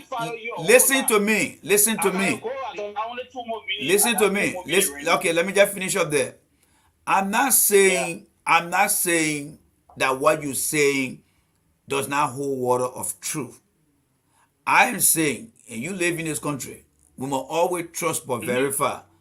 You when the conversation started on the issue of the drugs, you said the people walk, but the detail did not come until a few seconds later. And that when I came in prior to the detail, hold on. When you said the people walk, and I said, well, maybe there wasn't enough evidence. And then you came in and said, you know what, Randy, the international community, the US, they had enough evidence to provide it. And then you said, if that were you, with all the information, will you let the people walk? And I said, no. With that information, I would not let them walk. They will be prosecuted based on that information. That's how. So then portray now, put it on your platform, say the truth. But you don't hear me say that right now? You don't hear me say it? Like I said, if the evidence is clear, I would prosecute those people. But again, I'm not there to. You got three indictees right now that you don't even asking the American government to say, let me prosecute them, and you got all them running. Can you imagine how they're looking at us? We are working here in the corporate world. Can you imagine how they're looking at us? We stupid. No, but it's conditional. But that one is conditional though. It's conditional because yes, the case study to that, right? Are you asking for evidence to prosecute them? Are you asking for evidence to prosecute them? Well. When the ambassador said, when the ambassador say, "Oh no, you're not asking for no evidence. You didn't ask us for no proof." Well, but it depends. Rennie, we all went to school. We need to stop this. It depends. Listen now. It depends. Here is where I'm coming from with that. Prince Johnson, Vani Shemo, they all have been sanctioned. All right?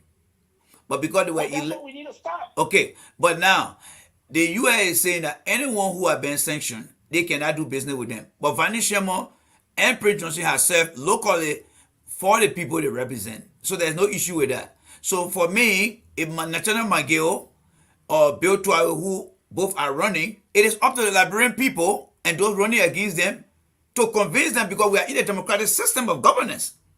You follow me on that? Rennie, if you are the president, what will you do? If I were the president, I will leave it up to the Liberian people to decide, because of the democratic system of governance. That's what I would do. I would not inject my will in there. So you don't have to enforce it, but you can give your point of view. I will give my point of view that these people here, they are being sanctioned. Have our president even come up to say, you know what, these guys are being sanctioned. Let's go and get proof and carry them to court. That's a very good question. I'm not in the president's circle. So that question, that's a very valid question. And I think you mentioned something from the beginning of your show that the president had been shielded. If I were in the president's circle, I would make sure that I get to tell him exactly what you're telling me right now, that he need to speak on that issue. And that's a limitation you and myself have right now. Can we, before I leave, this is my last... go ahead. Before we get how it goes. Go ahead. We need to unshield the president, take him from in the shelf, put him to the Liberian people. Just how he talking, going up, yelling, my people, we gotta do this. If you are doing that, he talking, we need, the man have already told us that he can speak the English, the people. We need people. We need police, people English, forget about Bo Bini. Because Bo will not carry on nowhere right now. He was supposed to come to a poor people and say, my people, how you looking? What's going on? That one I agree with you. Happening? I agree with you on that 100%. The president has not been engaging. You put a man, he's not being engaging nobody. Yeah, I agree. Now that he need the poor people, he jumping in water, people water, going there, area, going to their place, So quickly here, you just brought something to my mind, right? Even though you're leaning towards the trend you talk about, all right? Now, what if the president win for the second time? What would be your recommendation? That would be great. What would be your recommendation? My recommendation is to fire Samuel Twell and everyone around him. Because they lied to him. They lied to him and told him say he was not naked. He naked.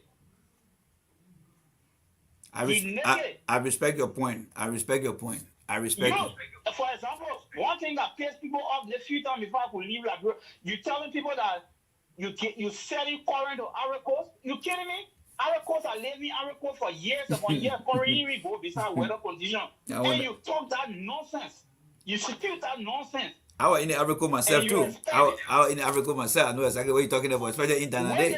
When they call me, I was in Ivory Coast. In Danade, the tail power of the Ivory Coast to Labron Boy, when we were there, Corey never went. Monica have to come out and say no. What? It's not true. Why would you be saying your thing? You're making the president look stupid. Spitting out garbage stuff. And then you want to say yes. No, I'm leading. Check my last statement. Yeah. I'm leading to the tree. And if the tree carry me, I will be the water ball on the tree. I respect your opinion. And I want to thank you for being very brave, courageous. And I got your number, but you can still inbox me your number. People like you are the future of the country, and I believe in your stand. And I like the challenges you threw at me tonight. And you threw at me tonight, because we in the country, we stand for the right thing. And what you said, as far as shooting the president, yes, that one I give you 100% plus a bonus on there, because the president has been shot so many times. Even myself here, I tried reaching out to the president when they were in their third year, and I think you have seen most of my videos and stuff like that. So that is something that in the world. I follow you all the time. Yeah, there's something I follow you, Jay Rainey. There's something we call SWOT. I show you. I saw that while you were trying to complete your degree program. Your strength, your weakness, your opportunity for improvement. Strength, your weakness, Yeah. So we were trying to help in our area, and and because they never listen, a very good guy like you. My heart is paining right now, and to hear someone who supported George Weah in 2017, and you have a very valid reason, and that's why I want the conversation among everyone that listen to this show, and I hope that everybody can have this conversation, because if people were engaging you guys from the get-go and the president were listening, the issue would have been solved. I mean, just imagine if the conversation were taking place in 2020, 2021. And you having a conversation on maybe Prince Sherry show, Michael Gilmore, and the president listening, today it would have been different. But that is the disconnect. So I respect you for that. And I would like to say thank you. If you don't have anything, or if you have something, okay, I'll give you the last word. Jeremy. Yes, sir. Citizens they don't like educated people. They don't. That's the problem. That's my last word. Until you can have qualified people to get on it, team to make it happen and President Weah don't need nothing to prove. All you have to do, get us to work, get qualified people to do the job. When you say when you say sedition, are you talking about the people in hold on. The government. When you say sedition, are you talking about those in a hierarchy? Because I think the common people out there.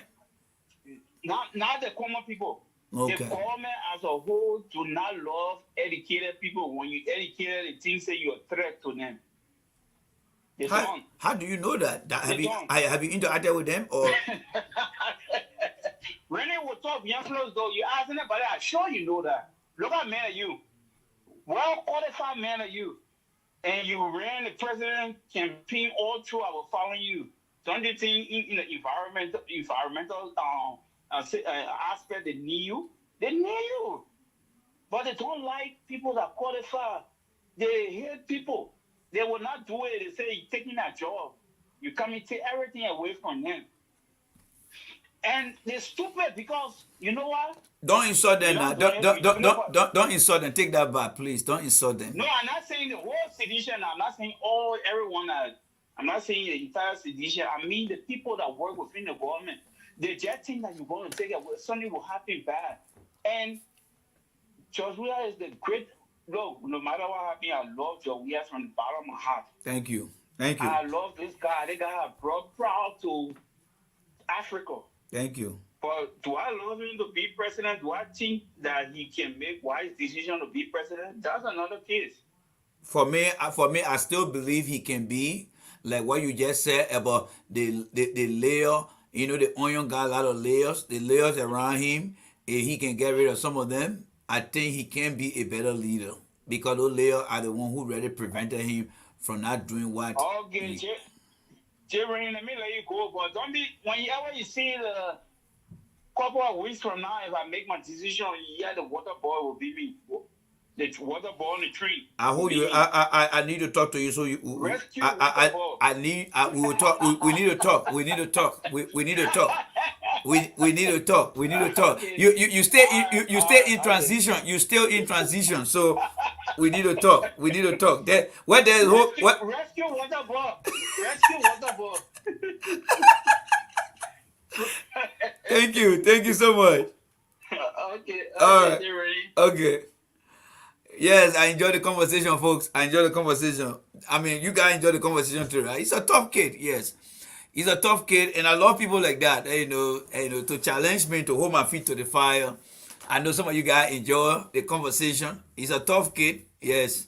And with someone like that, I would feel very comfortable if I ever retire, because that's somebody who I would see as handing over. And they call it like the hand over and take over system. He's very honest. You see, his mind has been open. He was in Liberia, came over here, and now he has seen what it means to be of a diverse mind. And and I really enjoy the conversation.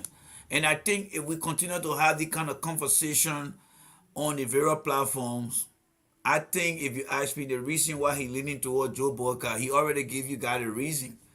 Because he's seeing his friends, his peer group of friends, and they are just slowly and slowly not only losing out on their opportunity, but they are going into another state of life that is not going to be good for them in a very long period of time. And if only he can do things. And he said, you cannot fatten the cow on the market day. I don't know what he mean by that, but I show some of you guys will interpret that for me to understand. But I think I was very, very touched from what he said. And if you watch my body language, and I kind of store in my track, because I'm like, geez, this guy supported CDC, he listened to me, and now he's making the decision. Well, that his constitutional decision, and I think the decision is based on what he saw, the before and after picture. And all we can do out here is to talk to this case and understand. Let's say if the president is listening right now, call this kid and say, look, I'm not too big to apologize to you and others. Because the people out here now are the one. How will you feel as a citizen to see a fellow citizen telling you go to Boyka? But 6 years ago, that guy was not looking in Boyka direction. That to me is a failure. That to me is a failure. I cannot wholeheartedly accept that. Because I would want to know why is he leaving. But do you think the other people understand that? No. Election is about number, especially in our democratic system of governance where we can't head. Not in America here. You guys know they do that the electoral college thing there. In Liberia, we can't head. 1, 2, 3. Mama, you only got 3. That kind of run 1, 2, 3, 4. Mama, they make out 4. You got 3. They may win. So in that instant, losing one person is a concern. This is where I really give seriousness to mathematics, because it's about you got more number and I got less number. That is where it is right now. That is where it is right now. No, or Jab, I differ with you on this. Let me bring the statement out here. Brother Jab, I defer with you on that. Let me get comments out of here, all right? Because we've done with comments already. He doesn't answer questions. He's not a good guy. He lies a lot. So, Brother Jab, let me bring the comment here, right? And because part of our program, we look at the question, the answer. Brother Jab, I would like to address your question here, all right? I will respectfully disagree with you on that when you say real sedition, and here's why. There are times that people try to make several attempts to come to some resolution. Even in relationship, husband, wife, there are times who is on the receiving end might want to negotiate, but if one of the parties is not listening, it can lead to something else. You can be a real sedition, a bona fide sedition or daha sedition. But there are times that you got a breaking point. There are times that you got a breaking point. Especially when you're seeing people in other groups that are doing so well and you're not doing so well. It happens. I want you to understand that. It happens. It happens. If you are into something and you're not getting it. So the definition of a real sedition, I don't think we should be using that word, because that in itself is political party discrimination. That particular phrase, Brother Jab, with all due respect, if you say somebody is not a real sedition, let me just give you a pure example. I don't know your status in America here, but if somebody walk up to you and say you are not a true African American, but you believe that all men are created equal in this country, or let's say you got a U.S. citizenship, and somebody look at you and say you are not a real U.S. citizen, but you're doing everything in your weak ways, I don't think you, me, or anyone will feel very happy when that kind of descriptive words is used. I use to describe you. So I'm saying this to say real sedition. I think we need to reword that word, Jab, my brother. Yes, because we are all Liberians. The thing is equity. Let's look at God as Sekou Kalasco. All right, let's look at God as Sekou Kalasco. Kalasco was part of the common class of people before, but the status Kalasco had reached. Is he looking back? Kalasco should have his own engagement with people, young people, because he is the face of the young people. He's supposed to be giving hope. Kalasco should tell the president, I got a lot of little group in the different counties. I can go and meet these guys, and through these guys, I can reach out to George Weah. President Weah, yes, guess what? There are young people in the place there. They got and say they're not happy with you, Mr. President. Let's take a time to go and visit them. If those things are not happening, Brother Jab, it defeats the purpose for which the people commit themselves. It's all about survivability. It's all about feeling comfortable to where you are. It's not a way of sedition want to go and join any political party. And these are things that we need to face. We need to face this kind of thing. Imagine in a country here, if we as African, we are African, you're not born here, and then we become the third class citizen. The white people say, okay, we first. The African Americans say we second. Then we, who are aliens that came here without biological birth in this country, and people treating us differently, it will not be good.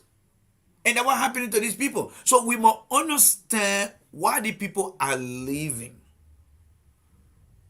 They must give us an exit interview. You know how you can go for an interview to get accepted on the job? We can get an exit interview, and that's what I had with the young man here. The young man said the only reason that he's switching is because of the youth. He's not saying I didn't go for a job. I went for the job and not giving the job. He didn't say, I don't like the way the people treating the other people in the government. He said because of the youth. That means he's concerned about his friends. He's seen the difference. He's seen the age. I have told my story here so many times. One of the reasons I don't like Ellen, because Ellen tried to destroy our generation. And she did it. Most of my friends there are all destroyed today. So I just thought to just bring this up, my brother. But I think the question I ask him, the president need to open up. Like he said, when I ask him, if the president win the second time, what does he hope to see? Let the president focus on the youth. Let the president engage the youth. I think those around the president, Brother Jab, they need to be able to understand. One good thing I admire about what a man name, one good thing I admire about Obama, he was always listening to people out there. He was always listening to people out there. Yes. All right, Brother Jab, but we need to reconcile. Yes. I don't think it would be good for us to say the person not real and the person real. We don't need to say that. Yes. Not at this time. So let me read a few comments here. All right. Yeah, again, Vivian said that one of sedition problem right there. You are not a real sedition. Yeah, I think we just need to fix that. Yes, we need to fix that. Yes, but it happened to even in a it happened in the labor. I mean, in a when I went to ANC, they were telling me say I'm a SPA. So Vivian, when I went to Mr. Cummings, they said I was a SPA. That's what they told me. They said I was a SPA. So there's one thing about trust. People, our political culture is so close that when you put a layer that don't belong there, you become you are being looked at very differently. And I think over time, maybe by the year 2035, Liberians who will be into our political culture will get to understand that politics is dynamic. You can move here and there. So I think, yes. All right, let me read the next comment here. You are right, Brother Randy. Yeah, Jab, and we need to bring people back because people are hurting. And let's be honest here. I must say, well, yeah, I'm hurt. I'm hurt. And I'm hurt. When I look at what I had done, and I continue to believe in George Weah. Do I want for George Weah to fire certain people? Of course. But do I want to see George Weah lose? Well, not really. Because the very man who want to remove George Weah, I compete against that man. So if there was somebody different who competing with George Weah, that I think would be better than George Weah, I would say yes. I think the person would do better than George Weah. But that Boyka that I campaign against.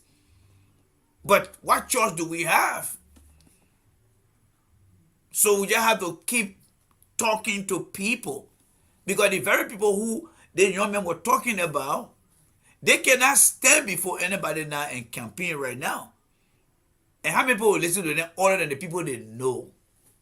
So that's what we are. All right, Brother Jab? I don't mean to be very tough, but this is time for us to reconcile and not to toughen things up. Because right now, George Weah need more people. He went to district number 3 and he was asking people. Let me see, I think I got that video here. And we just look at that and we'll call it a night. All right, but I enjoyed the conversation. So let me look for that video so you can see what the president was saying. Let me see what the president photo is. All right, let me see it. Okay, George, we are right here. All right, he went to the district here. Where is that picture here? Where is it? I wonder if that one right here. Yeah, this is the one right here. District number 3. Yeah, the president went to district number 3. Let's listen to the president here. District number 3. Oh, the number 3, you just say people like George, we are mark on the other. That's what I react for the campaign. Every time it comes to you, you do otherwise.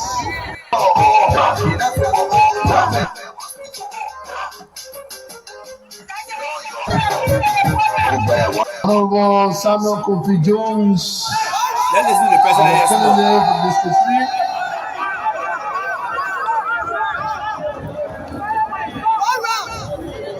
Elders, other government officials here, press, special guests, members of the Folk Estate, distinguished ladies and gentlemen. Well, I won't speak long. I just want to give you a narrative of how we must appreciate one another. I listened to Mr. Kofi, I listened to Sir Joseph. But what I want to say to you people of District 3, I love you unconditionally.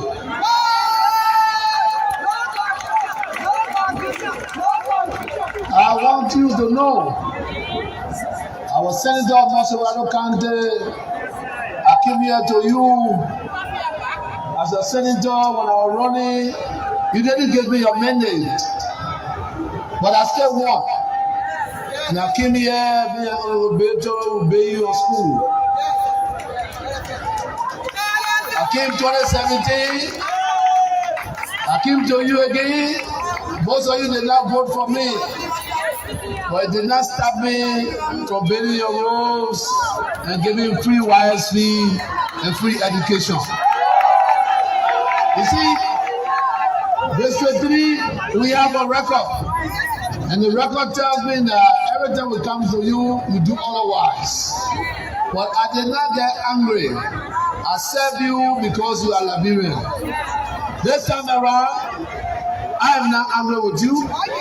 We are all friends, we are family.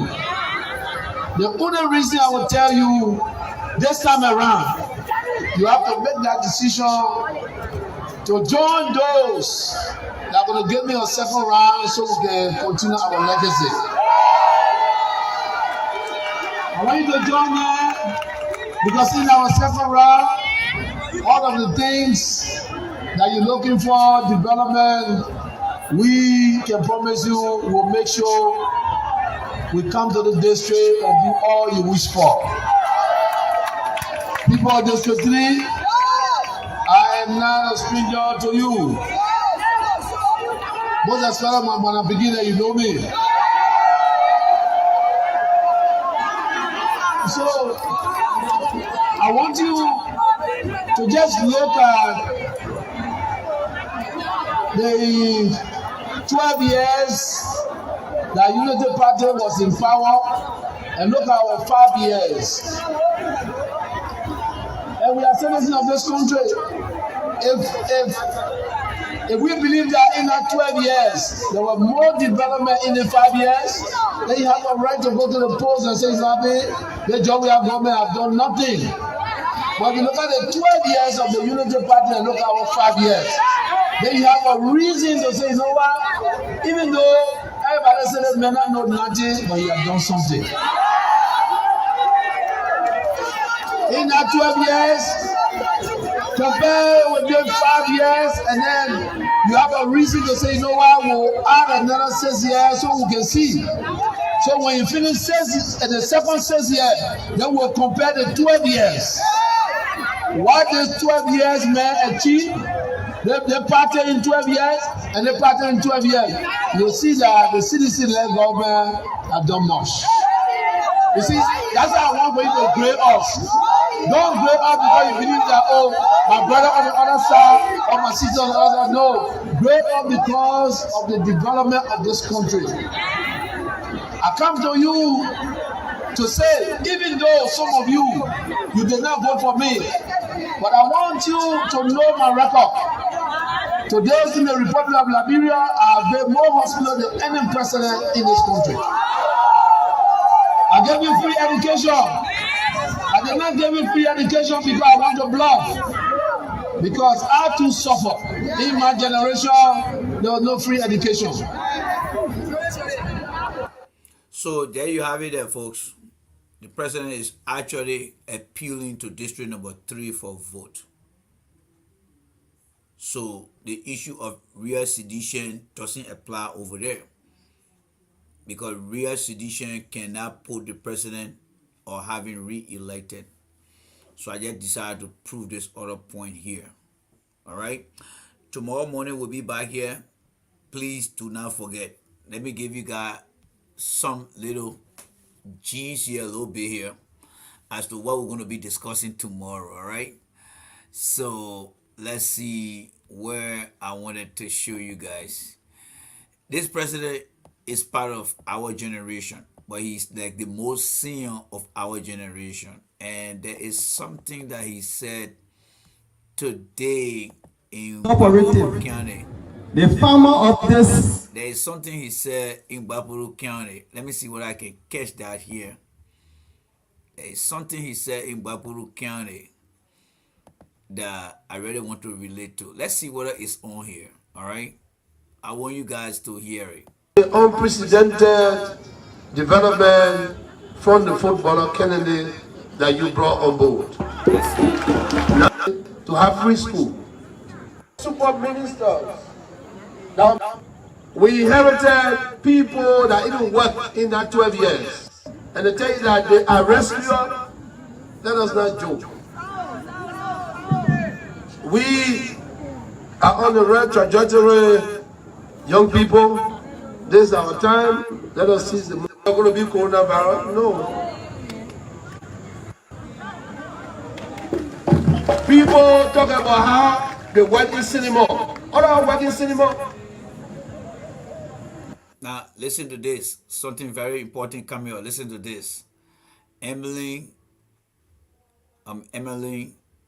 Vivian, Monyu, and everyone on here.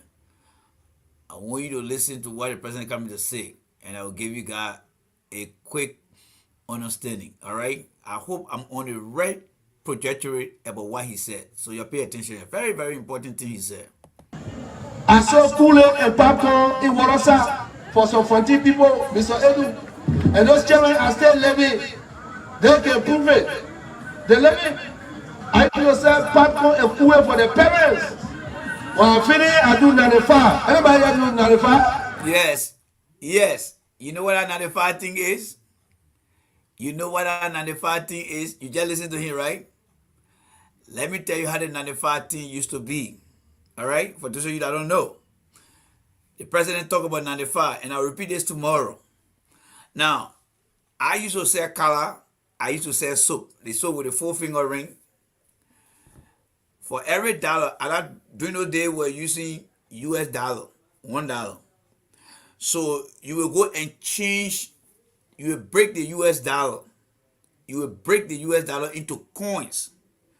So the $1, you will take 5 cents out of the $1 and put it in your pocket. The taxi driver need change because at that time they used to have 25 cents, 35 cents distance cover. So you go on the road and you stand and do your hand like this. So for every taxi driver that come in, when they see your hand like this, they will assume that you got that 95 cents in your hand. And the taxi driver will come, they will slow down, and you will give him the coins, and then he will give you the dollar. So the terminology we have for that, the Mandarin 95. The Mandarin 95. I forgot about that. When I heard that today, I was like, damn, this guy beat my memory to this.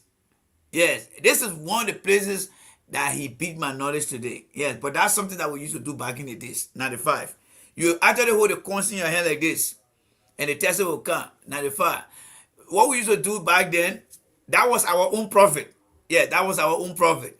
So if I'm selling for Vivian, or I'm selling for Jab, or I'm selling for Emily, and I know I got all her money correct, let's say they're $5, I will try to break it. Every dollar I'll go and take off 5 cents from it. So it'll be 5, 10, 15, 20. I will take 25 cents from there and put it in my pocket. Then for every dollar, I'll do the 95. When the taxi driver come, then I get in the 95 cent change. He gave me that dollar bill. I put it in my pocket.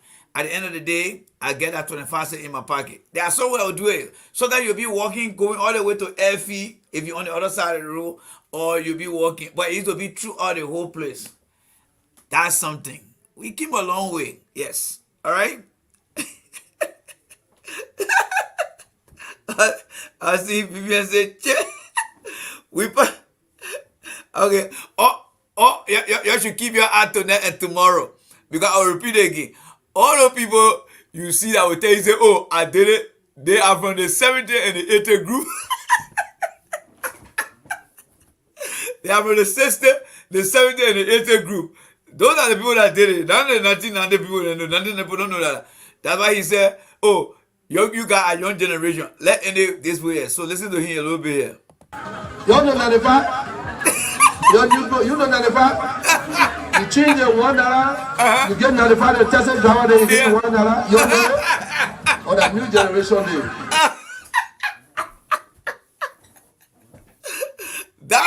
That's it right there. That's it right there. Even he said when he watched it today, he would say, yeah, that guy there, he's from the old school. So yeah, so guys, happy Friday to you guys. 3 minutes after midnight. We want to bring this to an end. We'll continue the video tomorrow. And we'll continue the video tomorrow. We'll focus on the president message tomorrow. And then we'll look at the Unity Party tomorrow.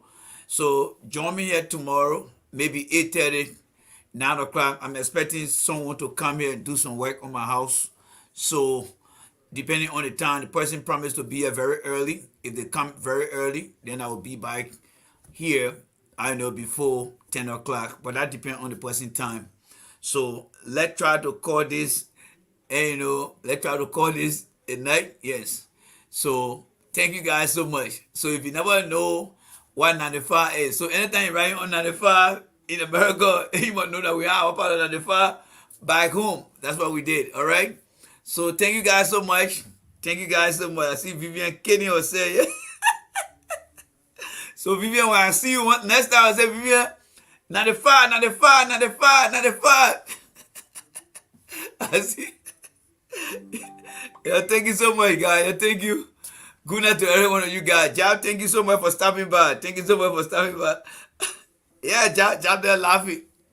That's what we did, Jab. That's what we did. That's why I'm so connected to the president, because we share the same generation. We share the same generation. Yes. He beat me today because today I was in my garage. I was sitting down there today and I was listening to him. The radio was to my back. And I was listening on my iPad. It was to the back of me. And I was sitting down like this.